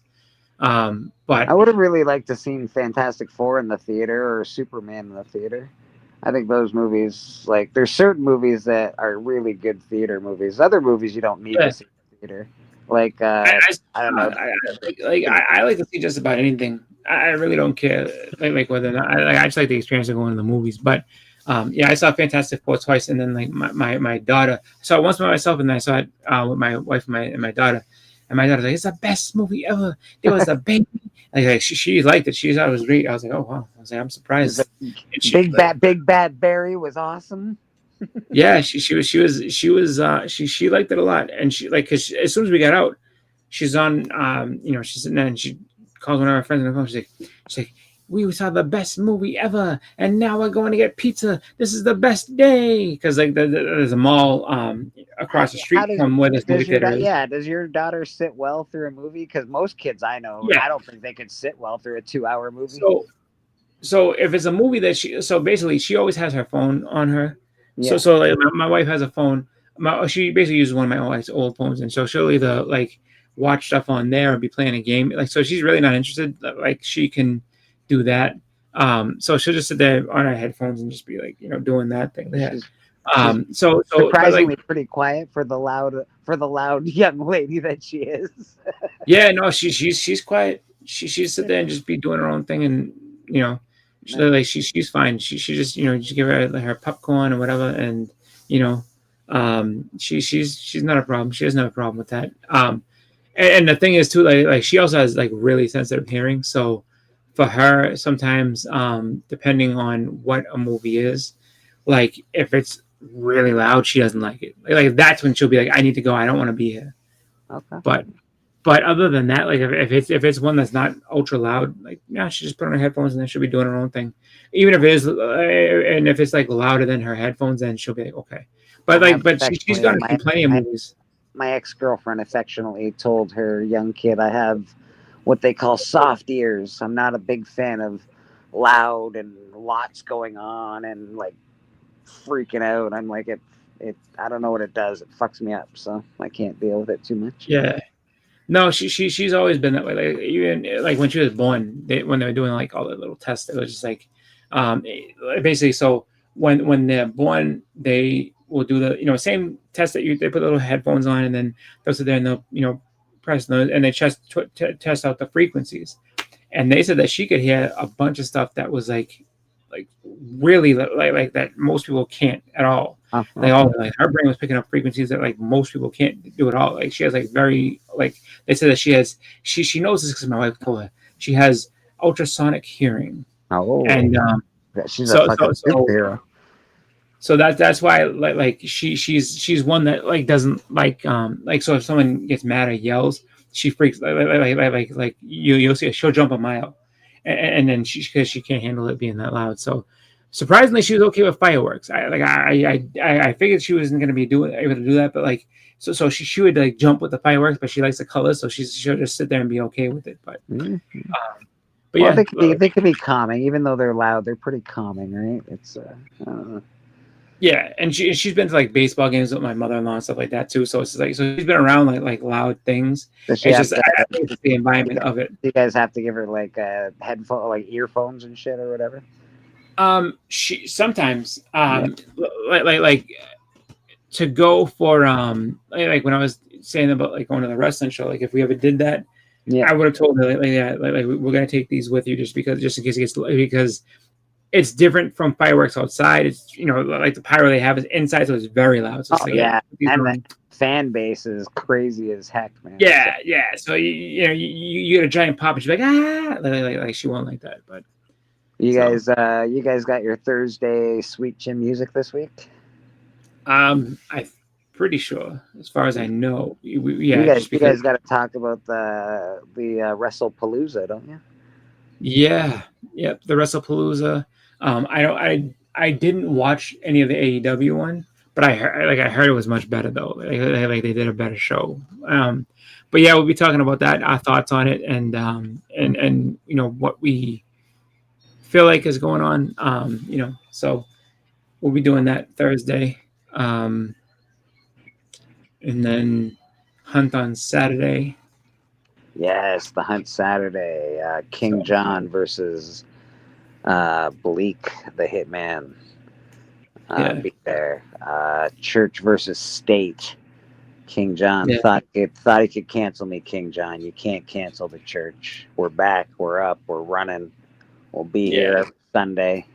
Like we. I don't think I'm battling anybody for the Cover Championship just because I just won it, and I don't know. I don't have to. I guess initially. Nobody's challenged it yet. Nobody's challenged it yet. I'm pretty sure someone wants to face me. I'm just like looking at it. I was like, all right, well, I've been told to let them know when I'm ready. So all right, so we'll see. Because anytime I get a title, as soon as I win, like 18 people want to try to take it from me. So I'm not worried about it. I just be like, you know what? I will take the challenges as they come, and we will defend however we're going to defend. But I think that overall, just with Tony in general, like Tony hasn't really said much about what's happening this week because we just started this week. So I'm sure it'll all become more clear as we get closer to the end of the week. See what's going on, how it's going on, because he's doing his thing. Anything else you got going on with your channel, or are you doing anything with Who Dat? We did. Hey, Christina Payne. We did a graphic content last week, so I don't know if he's going to do it at all this week. I doubt it. I know that that we haven't talked about it, so I know that for me it's going to be Thursday Sweet Chin music. I will probably be on the Hunt hanging out, doing some commentary and stuff, and then that's it as far as that's concerned. Then church on Sunday. But yeah, as far as my channel is concerned, nothing at the moment. And then if you're gonna do another one of these where you show off some stuff, like if I'm available tomorrow if you want to do another one, or if you want to do one later on, let me know and I hop on again. Sounds good, my friend. Sounds good. Don't forget to vote for Christina Payne and Who Dat and K-Pop Junkie and all of the boys and girls for your comic book community awards. I'm Yeah, not sure how long Brian's campaign is going, but I think Brian LCS also has a Kickstarter campaign. I want to say it's ending in a week or so. It's ending like pretty in the next little bit. Like it could be. I would go check it out right now if you're trying to Yeah, get in on this campaign. It's what is it? Halloween. Candles of Halloween and Horror. Yes, yes. That's Um, good stuff. One thing too that was kind of cool. So Christina posted, I want to say over the weekend, her dad turned 77. Let me tell you something, Christina. Your dad looks great for 77. He looks like he's in great shape. So happy birthday to Christina's dad. I hope you guys had a wonderful time. Um, you know, um, My I dad just turned 93, bro. that's crazy. Yeah, he was just in the hospital now, but he's out, so it's pretty good. Yeah, that's always good to hear. I think Christina dropped the link tree for Brian's Kickstarter in the chat. There So you go. Oh yeah, that's his link tree that he has, so you can get to his Kickstarter from there. Yeah, and check it out because again, like I want to say when we were on church, I think we looked at it, and I want to say it was maybe like a week and a half or something like that left. So we might be in the last like probably like week or maybe a few days. So not here, Susie Q. I'm gonna live till I'm a million. 76 can hit the bricks. I'm gonna be a million, and I'm gonna be a spry million. I'm gonna be like, I'm gonna be so awesome. A million years old, and people are gonna be like, "Oh my god, that guy's awesome." yeah, I don't know about being a million, but it would be Wow. nice. Listen, man, I just want to live forever. I want to live forever. I want to live forever. With me, we got church, obviously. Comic Book Church is alive and well.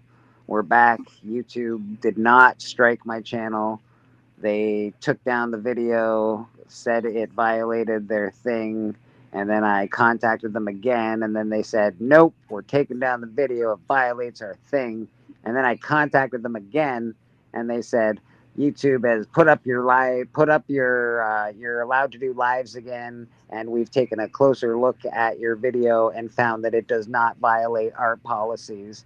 And I'm like, but you took the video down, but it doesn't violate your policies. So I don't. So we're just never doing any of that stuff again. Take it from me. There's things you're not allowed to do on YouTube. Not that we thought there was anything wrong with what we did, because I didn't think there was. But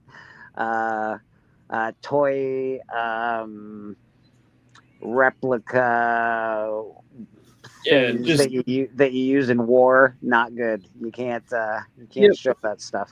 Just practice caution on that. Don't show it. I wouldn't, just because it's not really. I mean, you can have them, you can collect them, you can but don't post them on here because you get yourself in trouble. So we're gonna there's no, sadly we're not allowed to show covers that have birthday suits on them anymore. You can't show certain flags, even if you're talking about history, the history of war. You can't show certain things. It's getting hard out here in these YouTube streets, boy. Let me tell you. Yeah, I think just in the end, just be smart about what you show. Just because in the end of it all, like you don't want to get taken down for. I mean, especially when it's not even when it's an algorithm that's looking at you. It unfortunately like they can get you at any point in time. Not trying to demonize YouTube and say that they don't. It's just the fact that it is what it is, and really, I think. I would say it'd probably be a smart idea to familiarize yourself with all the restrictions, just to make sure that you're steering clear of as many of them as possible, so that you don't end up getting struck. One of the big ones now is having young people on stream without adult supervision. So you can't just have young people go on stream. There has to be an adult there. Like there's some things that they're really cracking down on. So just be careful out there. Yep. What else am I doing? Oh, you can find me on Sundays on Astonishing Auctions, hopefully more often. I just did last Sunday, was on Astonishing Auctions, did pretty okay. Man Cave, thank you very much. You're awesome. If you're out there or you watch this eventually, probably not, but I appreciate you very much. The other guy that bought something off me, don't know where you are or who you are, but thanks for sending. Appreciate you. And what else am I doing? Watch Thursday night, Papa Wheelie. Friday night, Sunday night, K-Pop Junkie. Who Dat Comics does his live unboxings every other Friday night. Every Friday night, you got the club with Biggie Shack. Tomorrow night, Biggie Shack's been doing his book review. TM Nerdy, all the guys. Matt likes comics, Comic Collector Geek. Monday night, you got to watch the Monday night special with Alan and Steppo. Don't forget to vote for them. Friday night, they also get together for a hangout. Friday hangout on Alan's channel. A bunch of boys, a bunch of the gents get together. Chonko Comics, a bunch of people hang out on there. Don't forget to watch Chonko and all those dudes. Everybody's awesome. What do you think, Chris? Do you think we're done tonight? Yeah, I think so. I think so. We did a good job. I think we had a good time and did a good job. So thanks everybody for watching, and we'll see you later. Yeah, man. Thank you, Chris. I appreciate you being on here, brother. Oh, no problem at all. She always fingers me every day. Papa, that's not what that means. So what are you trying to say? That she can finger me, but I cannot finger her? That's definitely not what that means. Hey, I am the head of the household. I can finger anybody I want. I can finger anybody in this restaurant. You!